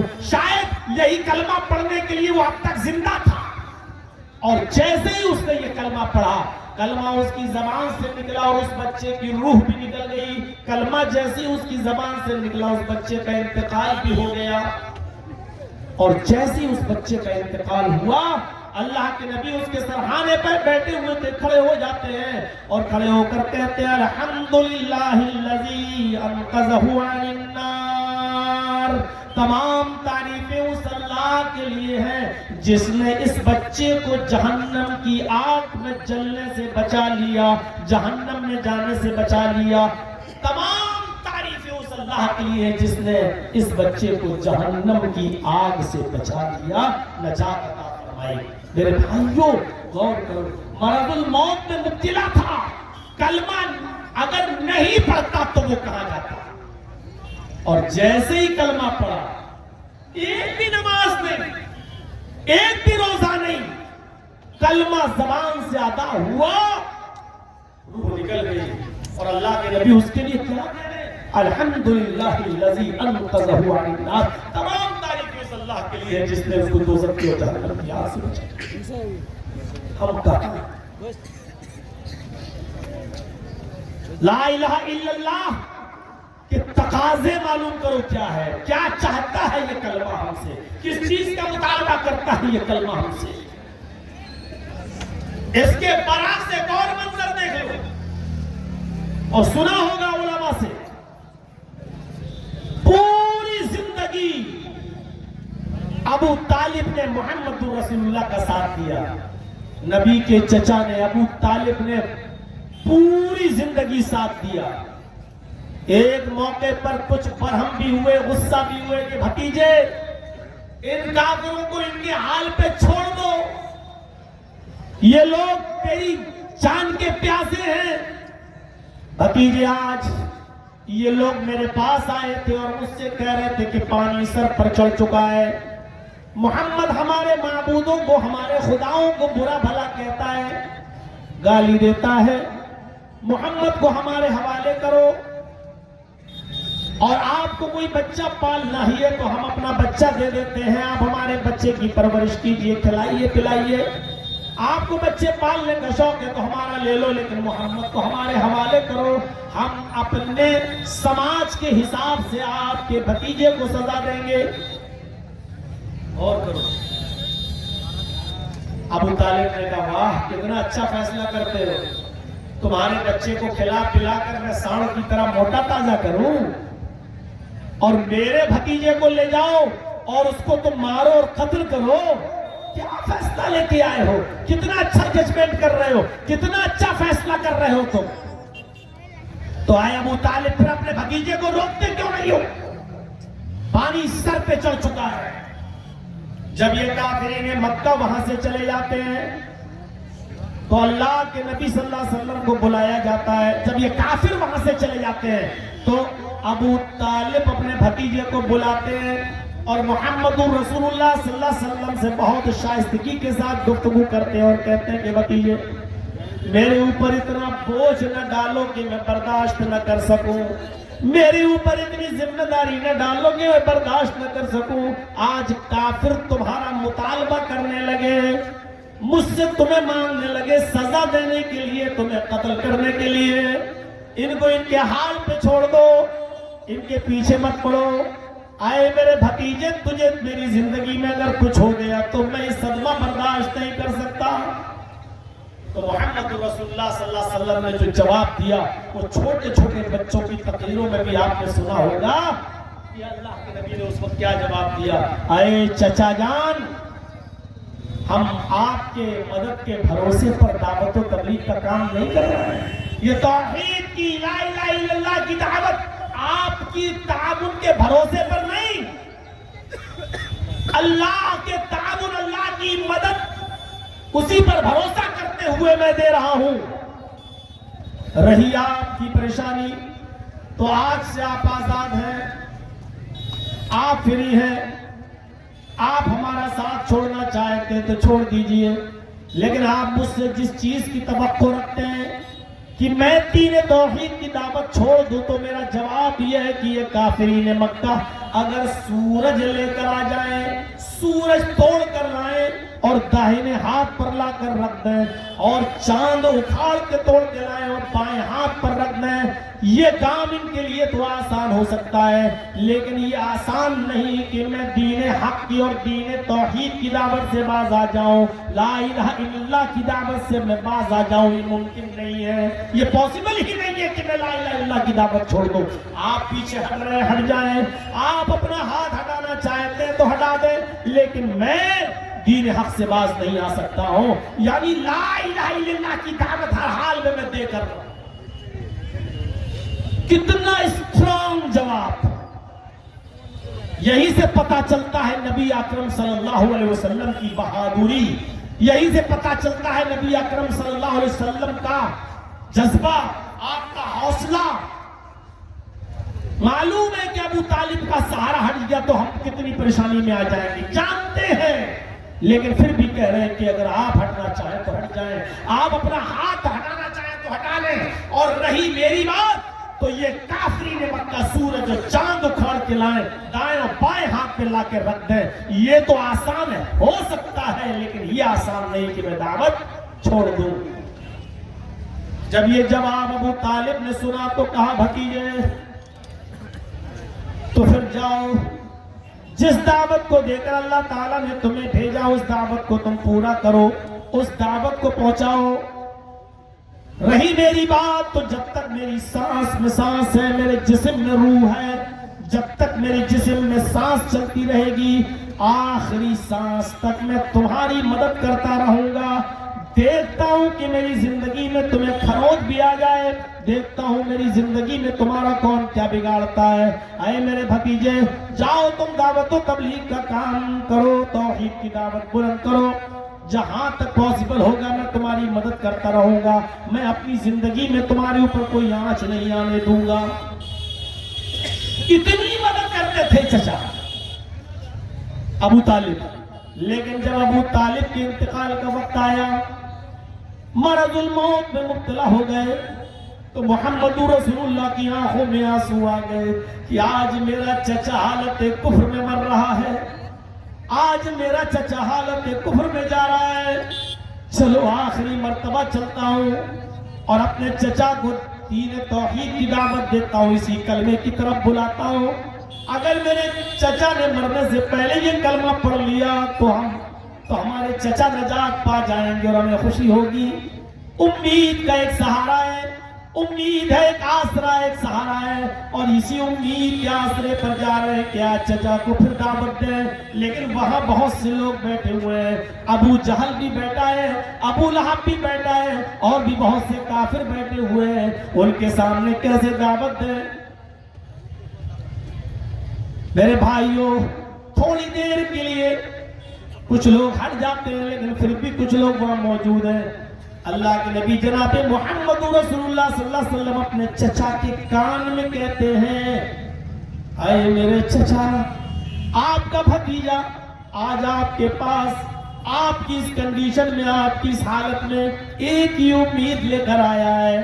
آپ کان میں کہہ رہے ہیں، اے چچا جان، آخری وقت ہے، چلا چلتا وقت ہے، آخری موقع ہے، کم سے کم جانے سے پہلے لا الہ الا اللہ کہہ دیجئے. قل لا الہ الا اللہ فی اذنی. اے میرے چچا، آپ زور سے نہیں کہہ سکتے، مت کہیے، سب کے سامنے نہیں کہہ سکتے، مت کہیے. اے میرے چچا، میرے کان میں کہہ دو، کسی کو پتہ نہیں چلے گا، میں بھی نہیں بتاؤں گا، صرف میرے کان میں بھی اگر آپ نے کہہ دیا تو میں گواہ بن جاؤں گا، اور قیامت کے دن اللہ سے آپ کی شفاعت کراؤں گا، اللہ سے آپ کی سفارش کروں گا، اللہ رب العالمین کے سامنے مجھے موقع مل جائے گا آپ کے حق میں سفارش کرنے کا، شفاعت کرنے کا۔ آئے میرے چچا میرے کان ہی میں کہہ دیجئے، آپ کو زور سے کہنے کی ضرورت نہیں، صرف میرے کان میں کہہ دیجئے، چچا بیمار، مرض الموت میں مبتلا، ساری زندگی نبی کی سیوا کی، نبی کی خدمت کی، اور اللہ کے نبی اسی امید کے ساتھ جا رہے کہ چچا جان آخری وقت میں کم سے کم لا الہ الا اللہ کہیں نہیں، میرے کان میں کہہ دیجئے، اللہ سے ہم سفارش کرا لیں گے انشاءاللہ، چچا جان میرے کان میں کہہ دیجئے۔ لیکن ابو طالب کے حصے میں کلمہ نہیں تھا، اور انہوں نے آخری وقت بھی اپنے بھتیجے سے محمد رسول اللہ سے کہہ دیا کہ نہیں، اے میرے بھتیجے نہیں، میں نہیں چاہتا کہ میرے مرنے کے بعد لوگ مجھے تانا ماریں کہ دیکھو آخری وقت میں ڈر گیا، جہنم سے ڈر گیا، قبر سے ڈر گیا، اس سے ڈر گیا، اس سے ڈر گیا، اور بھتیجے کی باتوں میں آ گیا۔ نہیں، اے بھتیجے، اے محمد، میں کلمہ نہیں پڑھ سکتا، تمہارے کان میں بھی نہیں پڑھ سکتا، مجھے اسی دھرم پر، اسی دین پر مرنا منظور ہے، جس دین پر، جس دھرم پر ہمارے باپ عبد المطلب مرے تھے، مجھے اپنے باپ دادا کے دین پر مرنا ہی پسند ہے، میں کلمہ نہیں پڑھ سکتا۔ کان میں بھی کلمہ نہیں پڑھا، ابو طالب کو کلمہ نصیب نہیں ہوا، ابو طالب مر گئے، انتقال ہو گیا جب ابو طالب کا، تو اللہ کے نبی کو اپنے چچا کے حالت کفر میں مرنے کا بہت صدمہ ہوا، بہت افسوس ہوا، لیکن ان کی خدمات کو سوچ سوچ کر کہنے لگے کہ اپنے چچا کے لیے میں مغفرت کی دعا کروں گا، اللہ سے کہوں گا کہ اللہ میرا چچا بہت ہی رحم دل تھا، اس نے آخری وقت تک نہیں میرا سہارا دیا، اور جیسے ہی نبی اکرم نے اپنے کافر چچا کے لیے جو ابھی حالت کفر میں مرا ہے اس کے لیے دعائے مغفرت کرنا چاہی، تو اللہ تعالیٰ نے آسمان سے جبریل کو بھیج کر منع کر دیا اور فرمایا 70 مرتبہ بھی اپنے کافر باپ کے لیے اگر دعا کرو گے، یعنی پھر وہی کثرت مراد ہے، یعنی دعا کرتے کرتے، مغفرت کی دعا کرتے کرتے آپ کی دن اور رات گزر جائیں، آپ کی زندگی ختم ہو جائے، پھر بھی ہم آپ کے چچا کی مغفرت نہیں کریں گے۔ کسی مومن مرد کے لیے، کسی کے جائز ہی نہیں ہے کہ کسی مومن کے لیے کہ کسی کافر کے لیے وہ دعائے مغفرت کرے۔ اے محمد، ہم آپ کے چچا کے سلسلے میں کی گئی دعائیں مغفرت بھی ریجیکٹ کرتے ہیں، ہم اس کو بھی ناقابل قبول ہے، نہیں قبول کرتے ہیں، ہم اس کو ریجیکٹ ہے، نہیں قبول ہوگی آپ کی یہ دعا۔ آپ کتنی مرتبہ بھی مغفرت کی دعا کر لیں، لیکن میں آپ کے چچا کو ابو طالب کو معاف نہیں کروں گا، بخشوں گا۔ ہاں، اتنا ضرور ہے کہ آپ کی زندگی بھر وہ سیوا کرتا رہا، آپ کے ساتھ کاندھے سے کاندھا ملا کر کھڑا رہا، اس کے وجہ سے ہم اتنا کر سکتے ہیں کہ آپ کے چچا کو سب سے ہلکا عذاب دیں، لیکن جہنم میں آپ کے چچا کو بھی جانا ہوگا، اور ابو طالب کو سب سے ہلکا عذاب جہنم کے اندر دیا جائے گا۔ میرے بھائیوں، غور کرو، لا الہ الا اللہ کی حیثیت کو پہچانو، لا الہ الا اللہ کے مقام کو پہچانو۔ یہودی بچہ 12 سال کی عمر میں کلمہ پڑھتا ہے، ایک بھی نماز نہیں پڑھتا اور روزہ نہیں رکھتا ہے، اللہ کے نبی کہہ رہے ہیں اللہ کا شکر ہے، تمام تعریفیں اللہ کے لیے جس نے اس کو جہنم کی آگ سے بچا لیا۔ اسود ایمان لاتا ہے، کلمہ پڑھتا ہے اور اگر جہاد میں شامل ہوتا ہے اور شہید ہو جاتا ہے، اللہ کے نبی فرماتے ہیں کہ یہ وہ شخص ہے جس نے ایک بھی نماز نہیں پڑھی اور روزہ نہیں رکھا لیکن جنتی ہے، شہید ہو گیا ہے، یہ جنتی ہے۔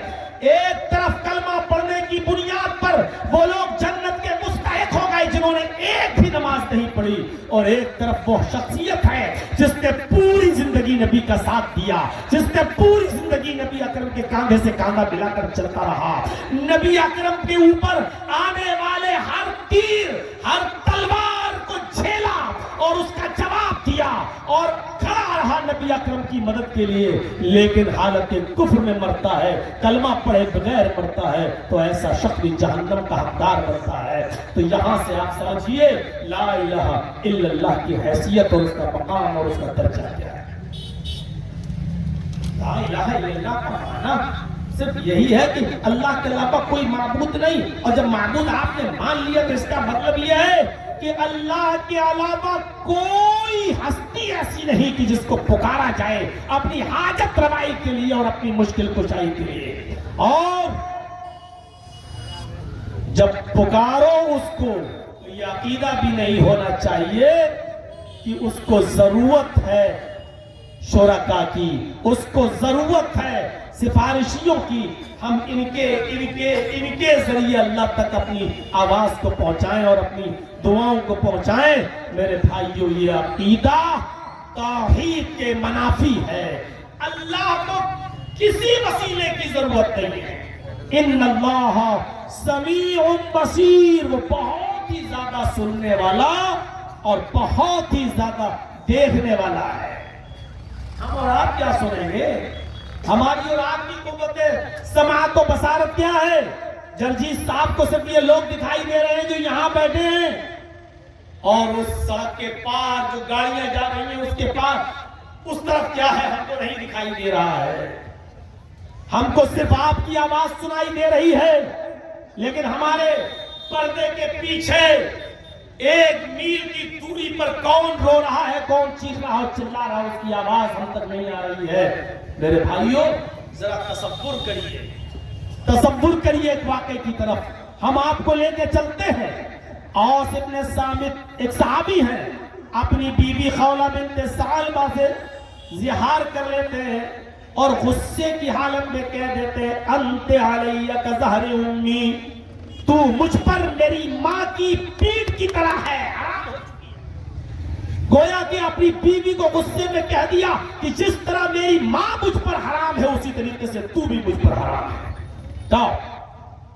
غصے میں کہہ دیا، ہوتا ہے غصے میں، اور جن لوگوں کے منہ سے غصے میں طلاقیں نکل جاتی ہیں تو پھر پوچھو کتنے پریشان ہوتے ہیں جب غصہ ٹھنڈا ہوتا ہے ان کا۔ عرب کے اندر یہ دستور تھا کہ اس کی وہی شکل تھی، اس کو بھی شوہر اور بیوی کے درمیان جدائی کا ایک راستہ مانا جاتا تھا کہ تم نے اپنی بیوی کو اپنے اوپر اپنی ماں کی طرح حرام کر لیا ہے، اب جدائی کے علاوہ کوئی راستہ نہیں ہے۔ ابھی کوئی احکام نازل نہیں ہوئے تھے، اللہ کے رسول صلی اللہ علیہ وسلم کے پاس بھی ابھی کوئی راستہ نہیں تھا۔ جب غصہ ٹھنڈا ہوتا ہے تو اوس ابن صامت بہت پریشان ہوتے ہیں، یہ کیا ہوا،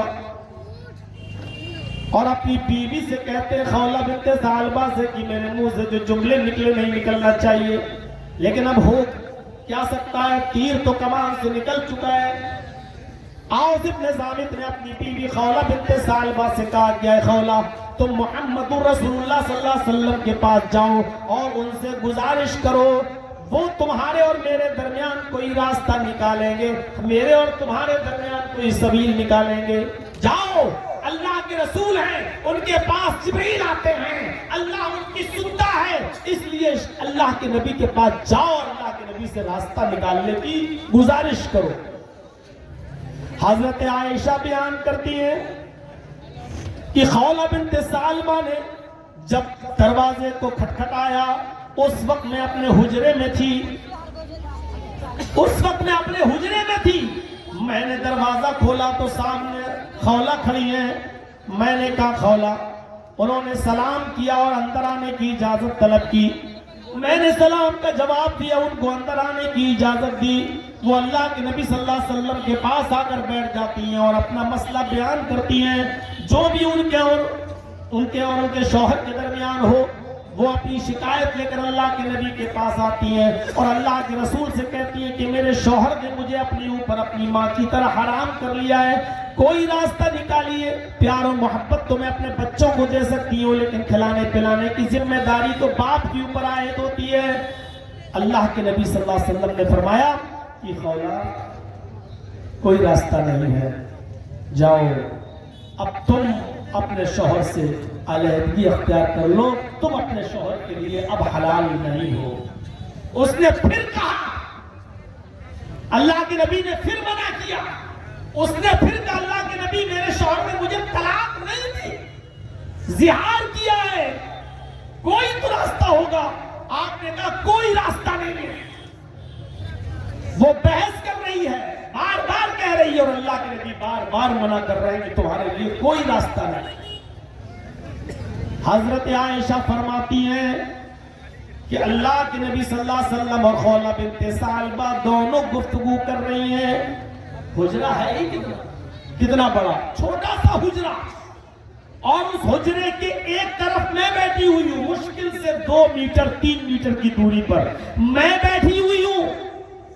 اللہ کے نبی اور خولہ بنت ثعلبہ دونوں گفتگو کر رہی ہیں۔ لم اسمع کلامہما، لیکن ان دونوں کی گفتگو کو میں نہیں سن رہی تھی۔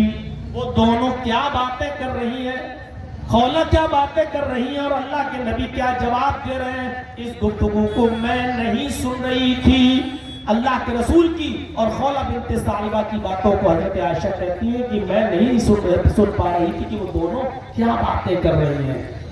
بس یہ جملہ یاد رکھنا، حضرت عائشہ کہ نہیں ہم نہیں، وہ دونوں کیا باتیں کر رہے تھے ہمیں نہیں سنائی دے رہا تھا، مجھے پتا نہیں، جبکہ میں قریب ہی میں تھی، یعنی آہستہ آہستہ گفتگو چل رہی تھی اور ان دونوں کی گفتگو کو میں صحیح سے نہیں سن پا رہی تھی۔ بہرحال اللہ کے نبی نے کہا کہ کوئی راستہ نہیں، جاؤ تم اب الگ رہو، تم الگ ہو چکی ہو، ابھی کوئی احکام نازل نہیں ہوئے تو آپ اپنی طرف سے کیسے کہہ دیں؟ اللہ کے رسول تو اپنی طرف سے کچھ بولتے نہیں ہیں۔ ما ينطق عن الهوى ان هو الا وحی یوحی، محمد رسول اللہ اس وقت تک نہیں بولتے جب تک کہ اللہ ان کو بولنے کا حکم نہ دے دے، جب تک جبرائیل نہ بتا دیں آپ اپنی مرضی سے کچھ نہیں بولتے۔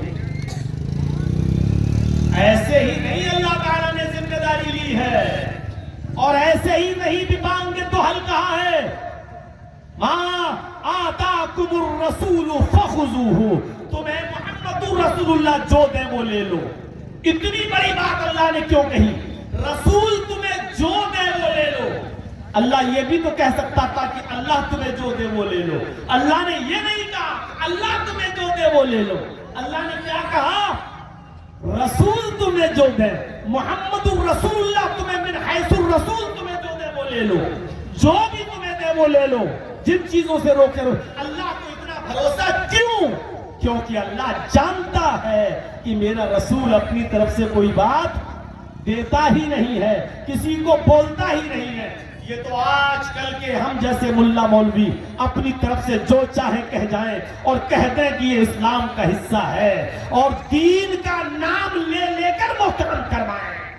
تیجا، 10واں، 20واں، 40واں، قرآن خوانی، یہ سارے کے سارے کام جن کا اسلام سے کوئی تعلق نہیں، مرنے والے کے مرنے کے 3 دن کے بعد بھی کھلاؤ، 10 دن کے بعد بھی لوگوں کو بلا کر کھلاؤ، پھر 20 دن کے بعد بھی 20واں کرو، پھر اس کے مرنے کے 40 دن کے بعد بھی 40واں کرو۔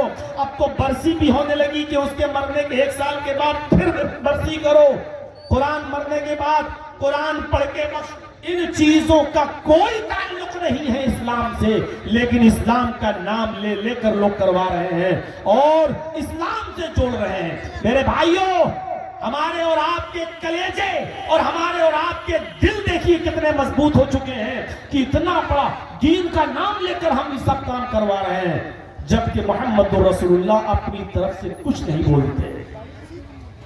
اور ایک جگہ تو اللہ نے اتنی بڑی گارنٹی دی ہے کہ میرا نبی اپنی طرف سے کچھ نہیں بولتا۔ اے دنیا والو، اگر محمد الرسول اللہ نے بھی اپنی طرف سے کچھ کہہ دیا، وَلَوْ تَقَوَّلَ عَلَيْنَا بَعْضَ الْأَقَاوِيلِ لَأَخَذْنَاهُ بِالْيَمِينِ، اگر محمد رسول اللہ صلی اللہ علیہ وسلم نے، میرے نبی نے اپنی طرف سے تمہیں کچھ دے دیا، میری پرمیشن کے بغیر، میری اجازت کے بغیر، میرے حکم کے بغیر، اگر اپنی طرف سے زبان کھول دی اور اپنی طرف سے کچھ کہہ دیا، لَأَخَذْنَاهُ بِالْيَمِينِ، تو ہم اس کا بھی داہنا ہاتھ پکڑ لیں گے۔ تو ہم اس کا بھی داہنا ہاتھ پکڑ لیں گے، ثم لقطعنا منہ الوتین، پھر ہم اس نبی کی اس رسول کی بھی گردن کاٹ ڈالیں گے، ہم اس نبی کی بھی گردن کو، اس کی شہرت کو، رگے دل کو کاٹ ڈالیں گے۔ فما منکم من احد عنہ حاجزین، پھر ہم کو ایسا کرنے سے تم میں سے کون ہے جو روک سکے؟ تم میں کون اتنا طاقت رکھتا ہے کہ مجھے ایسا کرنے سے، یعنی محمد کی گردن کاٹنے سے ہمیں روک سکے؟ غور کرو، اللہ اتنی بڑی گارنٹی دے رہا ہے کہ میرا نبی اپنی طرف سے کچھ دیتا ہی نہیں ہے، اگر اپنی طرف سے دے گا تو ہم اس کا بھی داہنا ہاتھ پکڑ لیں گے اور اس کی بھی رگے دل کاٹ ڈالیں گے۔ ہمارا نبی اپنی طرف سے کچھ دے تو اللہ اس کو بھی نہ چھوڑے۔ ہم جیسے ملا مولویوں کا کیا ہوگا جو دین ہے ہی نہیں، وہ دین کا نام اور لیبل لگا لگا کے لوگوں کو دے رہے ہیں۔ میرے بھائیوں، ایک مرتبہ بیویوں کی بات مان کر اللہ کے رسول نے سب کے سامنے کہہ دیا آج کے بعد میں شہد نہیں پیوں گا۔ جب ساری بیویوں نے کہا کہ آپ کے منہ سے مغافیر کی بو آ رہی ہے، مغافیر کی بو آ رہی ہے، جس کے پاس جا رہے ہیں آپ کے منہ سے بو، ساری بیویوں نے صلاح کر لی تھی کہ جس کے پاس اللہ کے نبی آئے وہ یہی کہنا آپ کے منہ سے بو آ رہی ہے، آپ کے منہ سے بو آ رہی ہے مغافیر کی۔ تو ساری بیویوں نے جب یہی کہا تو اللہ کے نبی نے کہا اچھا ٹھیک ہے، آج کے بعد میں شہد کو ہاتھ نہیں لگاؤں گا، شہد حرام ہے میرے اوپر، نہیں پیوں گا۔ آپ نے صرف اپنی زبان سے اتنا کہہ دیا آج کے بعد شہد مجھ پر حرام، میں نہیں پیوں گا، فوراً اللہ نے جبرائیل کو بھیج دیا قرآن کی یہ آیت لے کر، یا ایھا النبی لما تحرم ما احل اللہ لک، اے نبی آپ کون ہوتے ہیں، آپ کو کیا اختیار ہے اس چیز کو حرام کرنے کا جس کو اللہ نے حلال کیا ہے آپ کے لیے۔ میرے بھائیوں اندازہ لگاؤ، اللہ کے نبی نے اپنی طرف سے کہہ دیا آج کے بعد شہد نہیں پیوں گا، حرام ہے مجھ پر، نہیں پیوں گا۔ اللہ تعالیٰ نے کہا آپ کون ہوتے ہیں کسی چیز کو جو حلال کی ہو اللہ نے آپ کے لیے اور آپ اس کو اپنے لیے حرام کر رہے ہیں، آپ کو یہ اختیار کس نے دے دیا؟ ذرا غور کرو میرے پیارے ساتھیوں، اللہ کے نبی نے جس چیز کو اپنے اوپر حرام کیا اللہ نے ڈانٹ دیا کہ آپ کون ہوتے ہیں؟ نہیں، صرف اپنی بیویوں کو خوش کرنے کے لیے آپ یہ جملے بول رہے ہیں؟ آپ ایسا نہیں کر سکتے ہیں۔ کسی چیز کے حلال کو حرام اور حرام کو حلال کرنے کا اختیار تو اللہ نے محمد رسول اللہ کو بھی نہیں دیا، تو آج ہمارے اور ہم جیسے ملا مولویوں کو یہ اختیار، یہ پاور کس نے دے دیا؟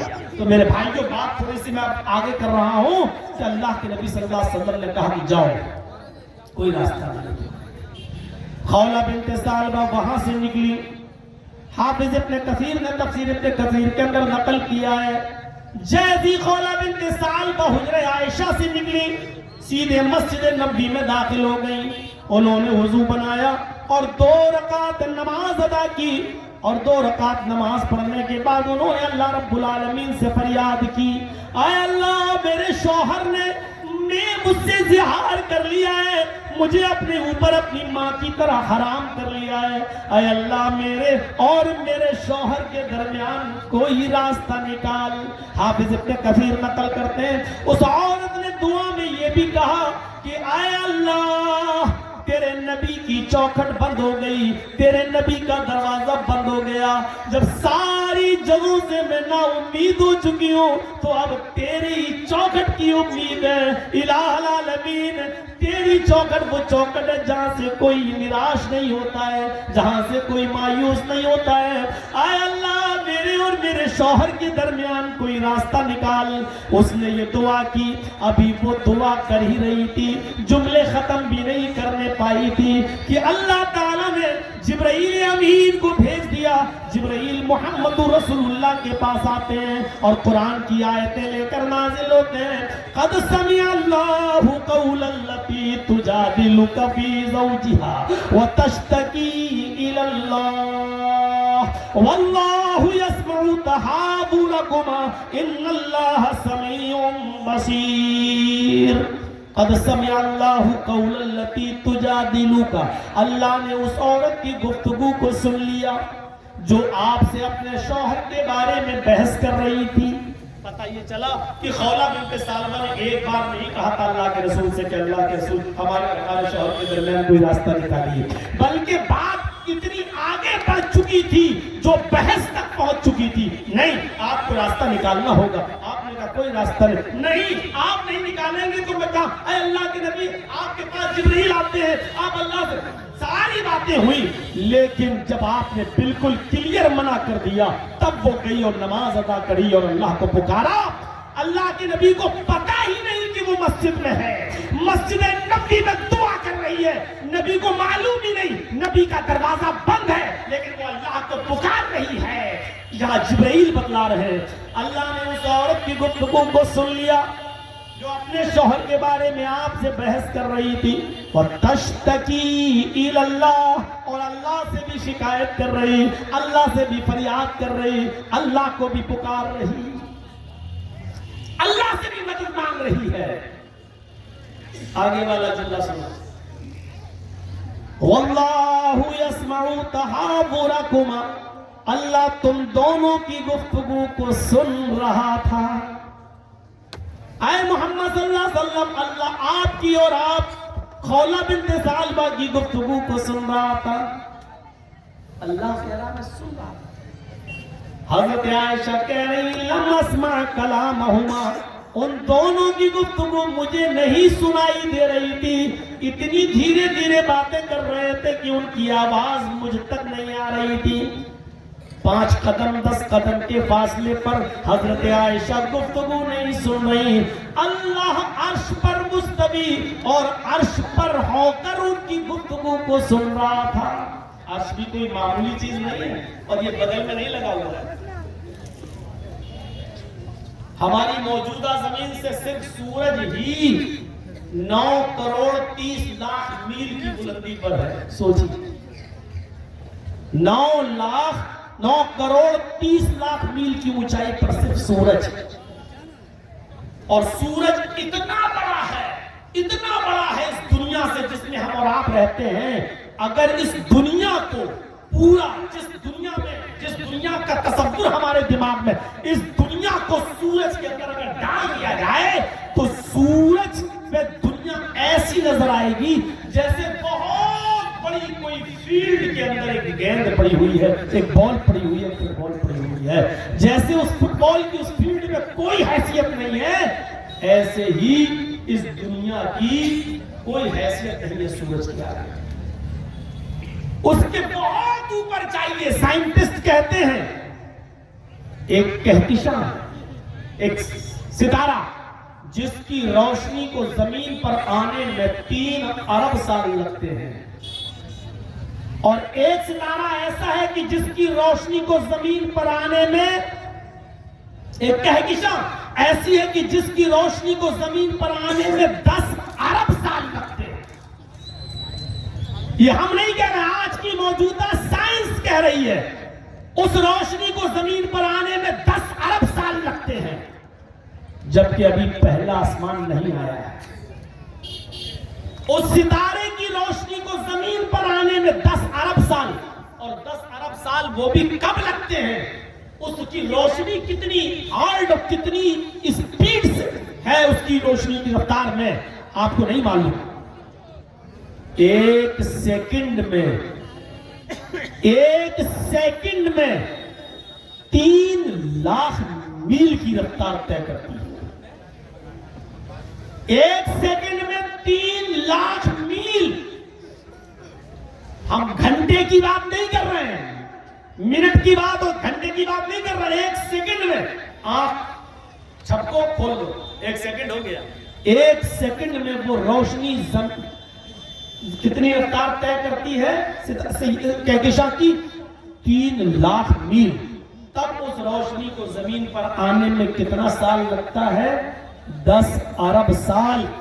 سائنٹسٹ کہتے ہیں کچھ کہکشائیں اتنی بلند ہیں کہ ان کی روشنی کو آسمان سے چلے ہوئے 20 ارب سال کا زمانہ گزر چکا ہے، لیکن ابھی تک ان سیاروں کی روشنی زمین پر نہیں آئی ہے۔ یعنی کچھ سیارے، کچھ کہکشائیں اتنی اونچائی پر ہیں کہ ان کی روشنی کو آسمان پر سے چلے ہوئے 20 अरब साल गुजर चुके हैं, लेकिन अभी तक उनकी रोशनी जमीन पर नहीं पहुंची है। अभी पहला आसमान नहीं आया है, इसके बहुत ऊपर पहला आसमान, फिर दूसरा, फिर पहले आसमान के और दूसरे आसमान के दरमियान की दूरी 500 साल, फिर दूसरे आसमान से तीसरा आसमान, फिर उसकी दूरी दूसरे आसमान से तीसरे आसमान तक जाने के लिए 500 साल, फिर तीसरे आसमान से चौथे आसमान यहां तक पहुंचने के लिए 500 साल, फिर चौथे आसमान से पांचवा, पांचवें से छठा, फिर दूरी वही 500 साल। और एक आसमान की इस कोने से लेके ये आसमान है, ये आसमान, ये उसकी सकाफत है, मोटाई है, यहां से लेकर इस आसमान के इस छोर तक आने के लिए फिर 500 साल, फिर इस आसमान से दूसरे आसमान तक जाने के लिए 500 साल, फिर उस आसमान की किनारे से आखिरी किनारे तक जाने की फिर 500 साल। मेरे भाइयों, जोड़ते जाओ और पहुंच जाओ 7वें आसमान पर। फिर उसके बाद एक समंदर, अल्लाह का अर्श पहले समंदर पे था, समंदर, और फिर उसके ऊपर अल्लाह तबारक व तआला का अर्श, फिर समंदर को पार करने की मसाफत, फिर अल्लाह के अर्श तक। गौर करो, इतनी बुलंदी पर, इतनी ऊंचाई पर, इतनी बुलंदी पर होने के बाद वो क्या कह रहा है? वल्लाहु यस्मउ तहावुरकुमा, अल्लाह तुम दोनों की गुफ्तगू को सुन रहा था। हजरत आयशा बगल में बैठी है, लमस्मा कलामहुमा, कहती हैं हम उन दोनों के कलाम को, उन दोनों की गुफ्तगू को नहीं सुन पा रहे थे। किस वसीले की जरूरत है अल्लाह को? इतनी ऊंचाई से जब इन दोनों की गुफ्तगू को सुन रहा है तो फिर क्या चाहिए? कौन है जो हमारी दुआओं को अल्लाह तक ले जाए? कौन ऐसी हस्ती है जो इतनी बुलंदियों पर को परवास करे और हमारी दुआओं को अल्लाह तक ले जाए? मेरे प्यारे साथियों, अल्लाह को किसी वसीले की और किसी सहारे की जरूरत नहीं है सुनने के लिए। वल्लाहु यस्मउ तहावुरकुमा, अल्लाह तुम दोनों की गुफ्तगू को सुन रहा था।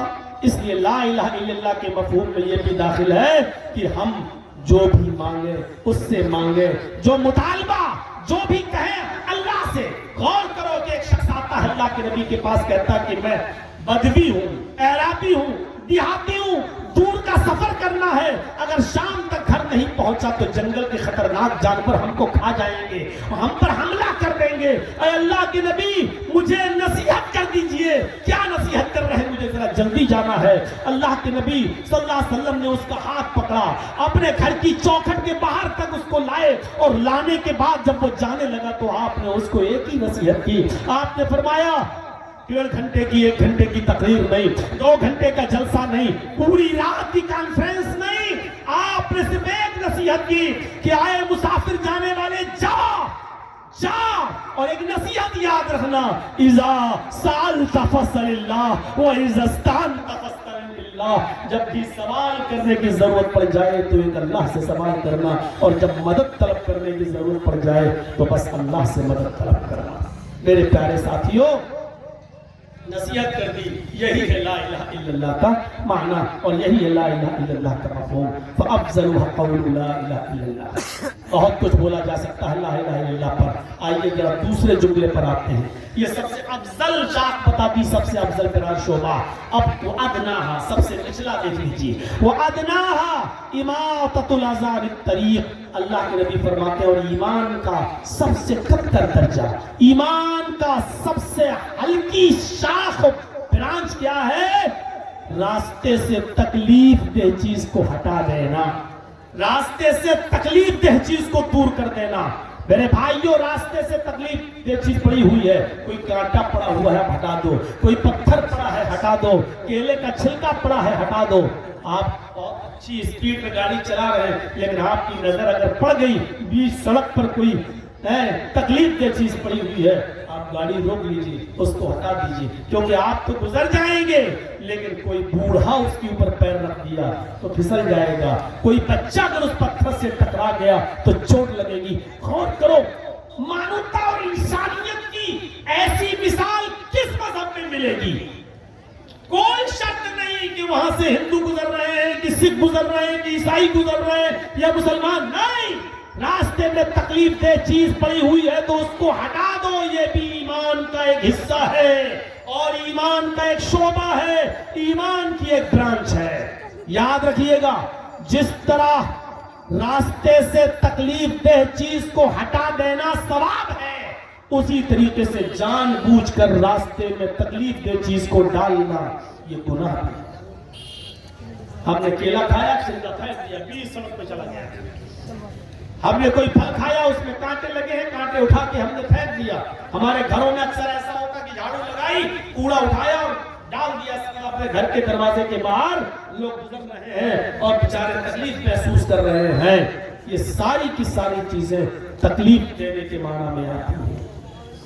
تکلیف دینے کے معنی میں تو بہت سی چیزیں آتی ہیں۔ ابھی دیکھیے گا، یہ مہینہ گزر جائے اور اگلا مہینہ جیسے ہی شروع ہوتا ہے، رمضان کا مہینہ شروع ہو جائے گا، اور رمضان کا مہینہ جیسی آئے ویسے دیکھیے گا، ہمیں نہیں معلوم آپ کے علاقے کا حال کیا ہے، لیکن ہمارے یو پی میں آئیے، لکھنؤ میں آئیے، اٹاوا میں آئیے، شہروں میں بڑے بڑے رمضان میں رات کا 2 بجے ہی مائک پکڑ لیں گے مسجد کا اور چیخنا اور چلانا شروع کر دیں گے، روزدار بھائیو اٹھیے، سحری کیجئے، روزے کے لیے تیار ہو جاؤ، ہماری ماں بہنیں اٹھیں، سحری بنائیں، روٹی پکائیں، سحری تیار کریں۔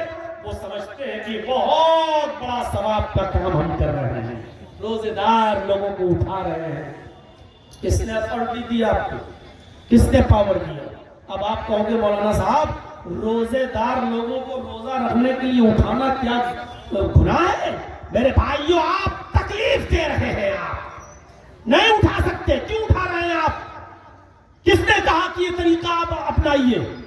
ارے جس کو روزہ رکھنا ہے، آج کل گھڑیاں ہیں، موبائل ہے الارم والا، اس کو معلوم ہے آج کل آپ تمام سافٹ ویئر آتے ہیں، آپ اس میں لوڈ کر لیں، دیکھ لیں کہ کب سحری کا ٹائم ختم ہو رہا ہے۔ آپ اپنے حساب سے اٹھیے، سحری کیجئے، اور آپ جو ہے خود اپنا طریقہ اپنائیے، کسی کے محتاج مت رہیے، کیونکہ آپ کو روزہ رکھنا ہے۔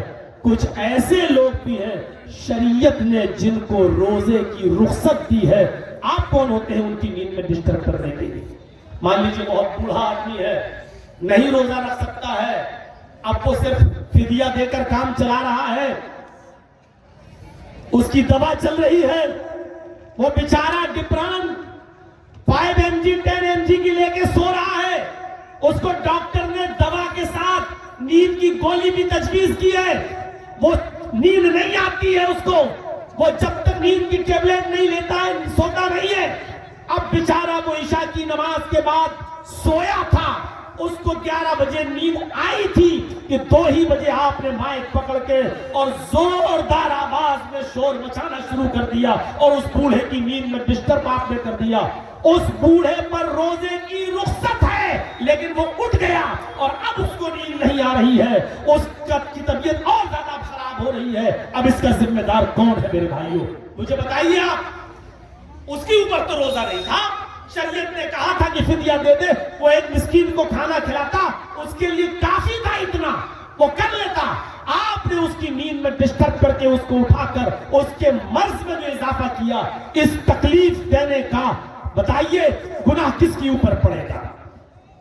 بہت سی عورتیں بیچاری لیڈیز ہیں، حاملہ ہیں، پیٹ میں ان کے بچہ ہے، شریعت نے ان کو رخصت دی ہے کہ اس وقت وہ روزہ نہ رکھیں، اگر ہو سکتا ہے بھوکی اور پیاسی رہیں گی تو ان کے پیٹ میں پلنے والا بچہ کہیں رزق کی کمی کی وجہ سے پیٹ ہی میں مر نہ جائے، شریعت اجازت دیتی ہے کہ جب تک حمل وضع نہ ہو جائے تم روزہ نہیں رکھو، چلو رخصت دی ہے۔ اب اس عورت کو بھی تم نے اس کی نیند میں ڈسٹرب کر دیا ہے، یا جو عورتیں اپنے بچوں کو دودھ پلا رہی ہیں، شریعت نے ان کو رخصت دی ہے کہ چلیے وہ دودھ پلاتی ہے اپنے بچوں کو، ابھی تمہارے اوپر روزہ نہیں، چھوڑ دو، چلیے کر لیجئے گا بعد میں، لیکن اب آپ اندازہ لگائیے ان کی نیند میں ہم ڈسٹرب کر رہے ہیں، ان کی نیند میں بہت سے لوگ بیمار رہتے ہیں، نہیں روزہ، شریعت نے رخصت دی ہے کہ بیمار ہو تو تم روزہ چھوڑ دو، کان مریضن او علی سفر، اگر تم بیمار ہو یا سفر میں ہو، فَعِدَّةٌ مِّنْ أَيَّامٍ أُخَرَ، تو دوسرے دنوں میں تم اس کی عدت کرو اور اس کی گنتی کو پورا کرو، بعد میں رکھ لینا، شریعت نے اجازت دی ہے، تو تم ان بیمار لوگوں کو بھی تکلیف پہنچا رہے ہو، ان کی نیند میں ڈسٹرب کر رہے ہو۔ آپ سمجھ رہے ہو کہ ہم بہت بڑا نیک کام کر رہے ہیں. یہ ساری چیزیں لوگوں کو تکلیف دینے کے زمرے میں آتی ہے. کوئی چیز سامان خریدنے لگے, اس دکان پہ بکتا ہے اور ہم نے اپنی گاڑی کھڑی کر دی, 4 ویلر لے جا کر بیچ راستے میں. اب ادھر سے بھی لوگوں کو آنے میں دقت, ادھر سے بھی دقت, ہم کو آدھا گھنٹہ لگ رہا سامان خریدنے میں. غلط جگہ پر گاڑی کا پارک کرنا بھی جس میں لوگوں کے آنے جانے کا مسئلہ ہو, میرے بھائیوں, یہ بھی تکلیف دینے کے زمرے میں آتا ہے, یہ بھی تکلیف دینے کے ضمن میں آتا ہے. غلط جگہ ہم گاڑی پارک نہیں کر سکتے ہیں. شادی ہونا ہے ہماری بیٹی کی, لوگ آئیں گے, 300-400 آدمیوں کو کھانا کھلانا ہے, گھر کے باہر آنے جانے کا راستہ ہے, ہم نے وہی ٹینٹ ڈال دیا ہے. اب بیچارے لوگ گھوم کر 2 کلومیٹر سے جا رہے ہیں اور وہاں سے آنا جانا. میرے بھائیوں, آپ کو یہ اختیار نہیں ہے کہ راستے کو آپ جام کریں گے اور آنے جانے کے والے لوگوں کو آپ تکلیف دیں گے. ہو سکتا ہے کوئی ایمرجنسی مریض بیچارہ جا رہا ہو اور اس کو 2 کلومیٹر یا 5 کلومیٹر کا سفر طے کر کے پھر آگے جانا ہو. اتنی دیر میں اس مریض کی حالت سیریس ہو اور وہ بیچارہ مر جائے اسپتال پہنچنے سے پہلے, تو ان تمام چیزوں کو آپ تکلیف دینے کے ضمن میں مانا جائے گا. تو فرمایا اماطۃ الاذی عن الطریق, راستے سے تکلیف دہ چیز کو ہٹا دینا, یہ بھی ایمان کا ایک حصہ ہے. 2 چیزیں, تیسری چیز کی طرف آئیے جو ہماری تقریر کا ایک حصہ ہے. والحیاء شعبۃ من الایمان, حیا ایمان کا ایک شعبہ ہے. حیا بھی ایمان کی ایک برانچ ہے. شرم و حیا اور اہم چیز ہے میرے بھائیوں. شرم و حیا کے تعلق سے بخاری شریف کی یہ حدیث اگر آپ کے سامنے رکھ دی جائے تو کافی ہے کہ اذا لم تستحی ففعل ما شئت. اللہ کے نبی صلی اللہ علیہ وسلم نے بہت چھوٹا سا جملہ کہا اور اس جملے میں سب کچھ چھپا ہوا ہے. آپ نے فرمایا اگر تیرے اندر شرم و حیا نہ رہی, شرم و حیا نکال لی جائے, اذا لم تستحی, اگر تیرے اندر سے حیا اٹھا لی جائے, اگر حیا نہیں رہے, شرم نکال دی جائے, ففعل ما شئت, تو پھر تو کر جو کچھ کرنا چاہے, تیرا دل جو کرنا چاہے وہ تو کر. یعنی جب شرم و حیا کسی انسان کے اندر سے نکل جائے گی تو پھر اس کے اندر وہ ہر برائی کا کام کرنے میں کوئی جھجک محسوس نہیں کرے گا. کیوں؟ کیونکہ شرم و حیا نہیں ہے. میں نے 20 سال پہلے کا زمانہ دیکھا ہے.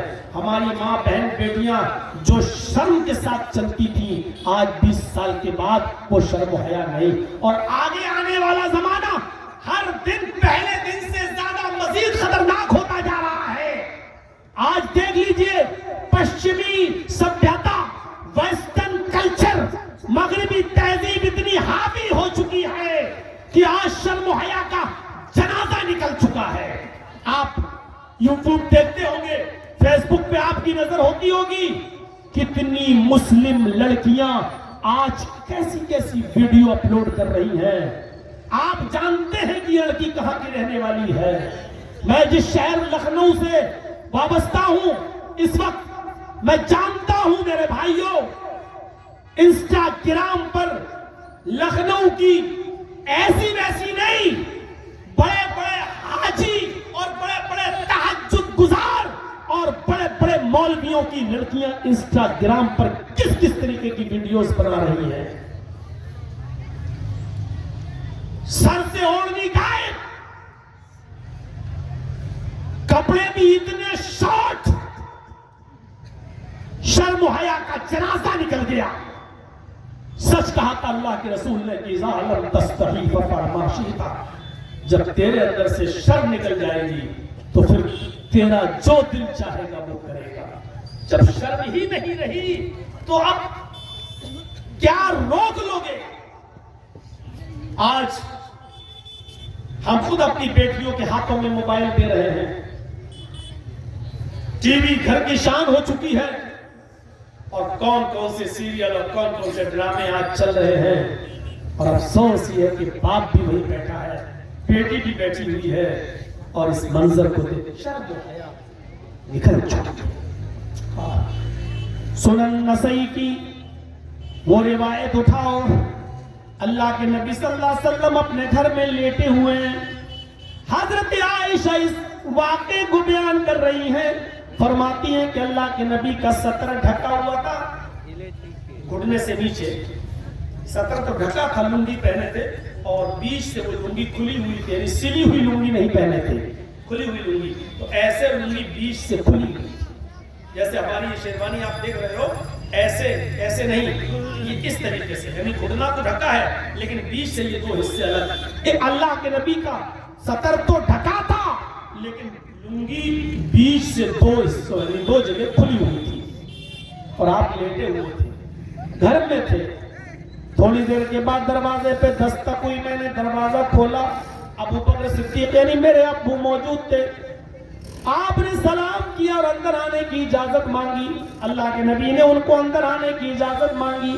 اما عائشہ کہتی ہیں کہ اللہ کے نبی ایسے ہی لیٹے رہے، لنگی گھٹنوں سے نیچے رہی اور سطر بیچ سے کھلا۔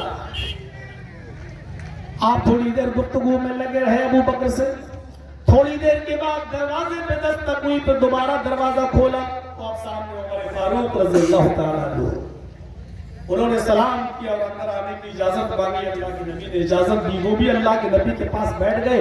امی عائشہ کہتی ہے اللہ کے رسول لیٹے رہے، اٹھ کے نہیں بیٹھے، آپ کی لنگی نیچے رہی اور بیچ سے جو کھلا کا حصہ وہ کھلا رہا، یعنی سطر تو ڈھکا تھا، لنگی کھلی، دو حصوں۔ تھوڑی دیر کے بعد پھر دروازے پہ دستک ہوئی، پھر دروازہ کھولا گیا تو عثمان غنی رضی اللہ تعالیٰ عنہ ہے، کہا گیا اے اللہ کے نبی عثمان ہے، سلام کر رہے ہیں اور اندر آنے کی اجازت مانگ رہے ہیں۔ آپ نے سلام کا جواب دیا اور فرمایا عثمان کو تھوڑی دیر باہر کھڑا رکھو، تھوڑی دیر، ابھی اندر آنے کی اجازت بعد میں ملے گی، تھوڑی دیر باہر۔ اما عائشہ بیان کرتی ہیں کہ اللہ کے نبی صلی اللہ علیہ وسلم لیٹے تھے، اٹھ کے بیٹھ گئے، آپ نے اپنی لنگی کے اس حصے کو اس حصے کے اوپر کیا اور اس طریقے سے لنگی کو پھیلا لیا، یعنی سمیٹ لیا اور صحیح سے بیٹھ گئے۔ پھر آپ نے حضرت عثمان کو اندر آنے کی اجازت دی، حضرت عثمان اندر آئے، تینوں لوگوں نے گفتگو کی اور گھر سے چلے گئے۔ جب یہ تینوں گھر سے چلے گئے تو اما عائشہ کہتی ہیں میں نے پوچھا اے اللہ کے رسول آج میں نے ایک عجیب منظر دیکھا ہے، میرے ابو آئے، آپ لیٹے تھے اور لنگی گھٹنے سے نیچے تھی لیکن کھلی ہوئی تھی، ابو عمر آئے، آپ لیٹے رہے، لنگی سطر ڈھکا رہا لیکن لنگی بیچ سے کھلی رہی۔ آپ کو میں نے دیکھا کہ جب عثمان آئے تو آپ اٹھ کر بیٹھ جاتے ہیں اور لنگی کو سمیٹ لیتے ہیں اور نیچا کر لیتے ہیں، لنگی کا ایک حصہ دوسرے حصے کے اوپر ڈال لیتے ہیں اور آپ لنگی کو نیچے کر دیتے ہیں۔ آپ نے لنگی کو سمیٹ لیا اور صحیح سے بیٹھ جاتے ہیں۔ آپ نے ایسا کیوں کیا اور ایسا عثمان کے آنے پر کیوں کیا؟ میرے ابو اور عمر فاروق بھی تو آئے تھے۔ اللہ کے نبی صلی اللہ علیہ وسلم نے فرمایا عائشہ تمہیں عثمان کے بارے میں نہیں معلوم؟ اے عائشہ عثمان وہ ہستی ہے، عثمان وہ شخصیت ہے، میں عثمان سے کیوں حیا نہ کروں، میں عثمان کو دیکھ کر کیوں شرم نہ کروں، میں عثمان کو دیکھ کر کیوں حیا نہ کروں؟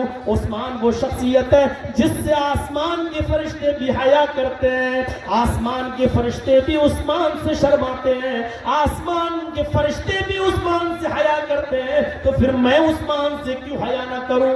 میرے بھائیوں حیا مردوں کی بھی شان ہے، صرف عورتوں کی شان نہیں، حیا مرد کو بھی ہے۔ حضرت عائشہ کہتی ہے کنواری لڑکی میں اتنی شرم و حیا نہیں ہوتی، کنواری لڑکی جس کی شادی نہ ہوئی ہو، کنواری لڑکی جتنی شرمیلی ہوتی ہے اور جتنی حیا اس میں ہوتی ہے اس سے بھی کہیں زیادہ شرمیلے اور کہیں زیادہ باحیا تھے جناب محمد رسول اللہ صلی اللہ علیہ وسلم۔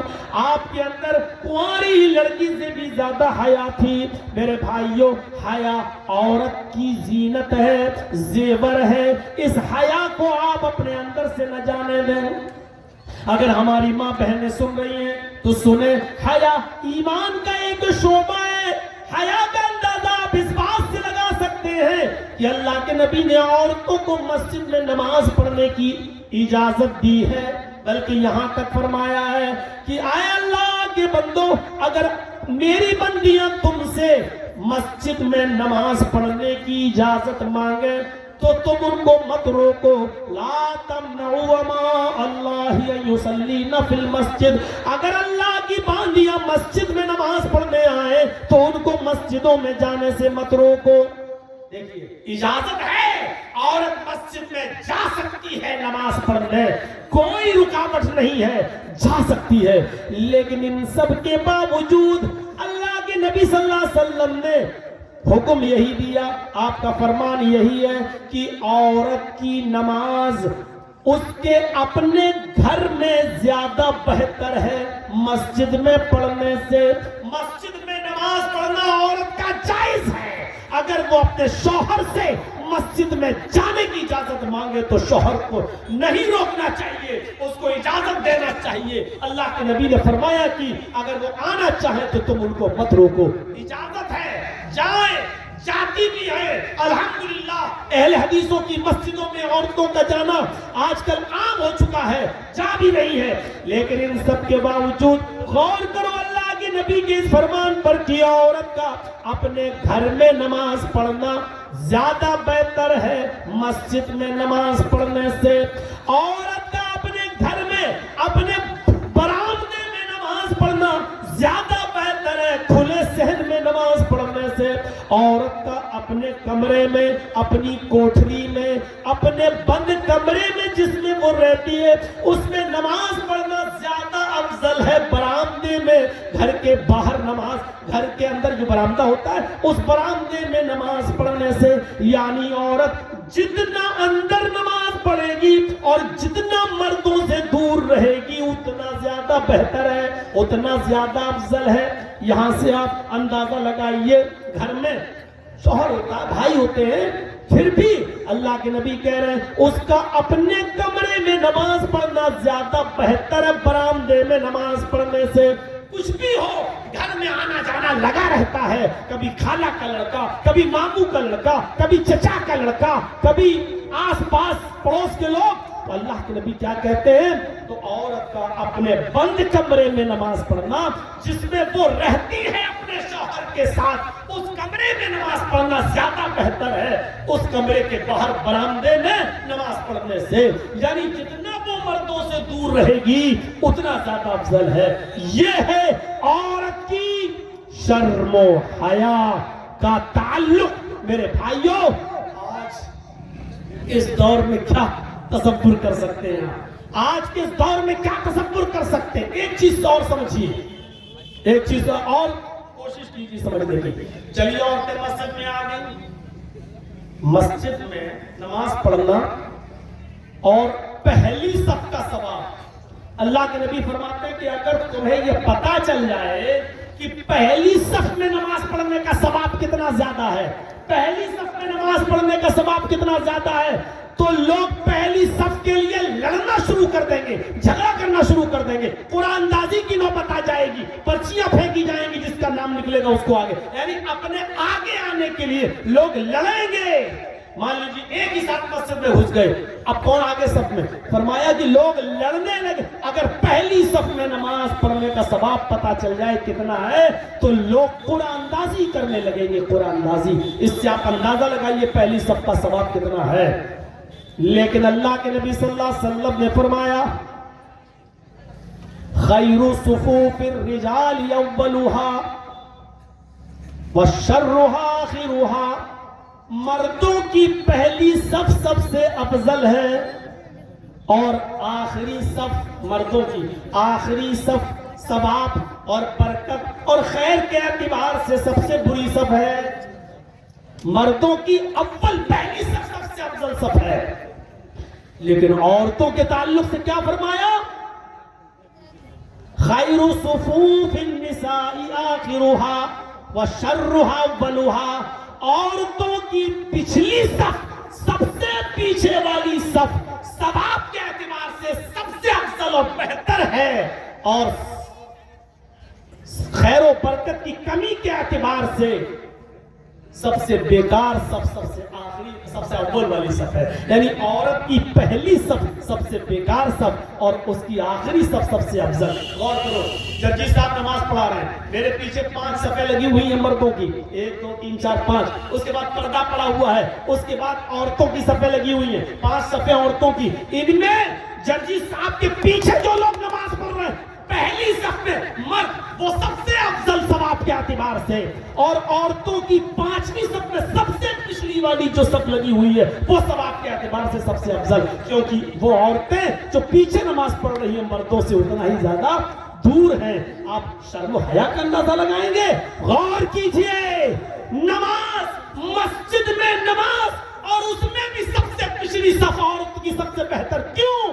کیونکہ عورت جتنی مردوں سے دور ہے اتنی خیر میں ہے، اتنی بھلائی کے اندر ہے۔ جب مسجد کے اندر یہ حال ہے کہ عورتوں کو مردوں سے دور رہنے کا حکم ہے، تو بازاروں میں، شادیوں میں ایک ساتھ بیٹھ کے کھانا کھانا، ایک ساتھ بیٹھ کے جانا، اور کالجز اور یونیورسٹیز میں ایک ساتھ لڑکیوں اور لڑکیوں کا بیٹھ کر پڑھنا، اور کالج کی کینٹین میں دونوں کا ایک ساتھ بیٹھ کے چائے پینا، میرے بھائیوں ذرا غور کیجئے اسلام کا اس سے کیا تعلق ہے؟ میرے بھائیوں، نکاح کے موقع پر کیا ہوتا ہے؟ اللہ کے نبی نے کہا کواری لڑکی ہے اور اس سے شادی ہو رہی ہے تو اس کی اجازت کیا ہے؟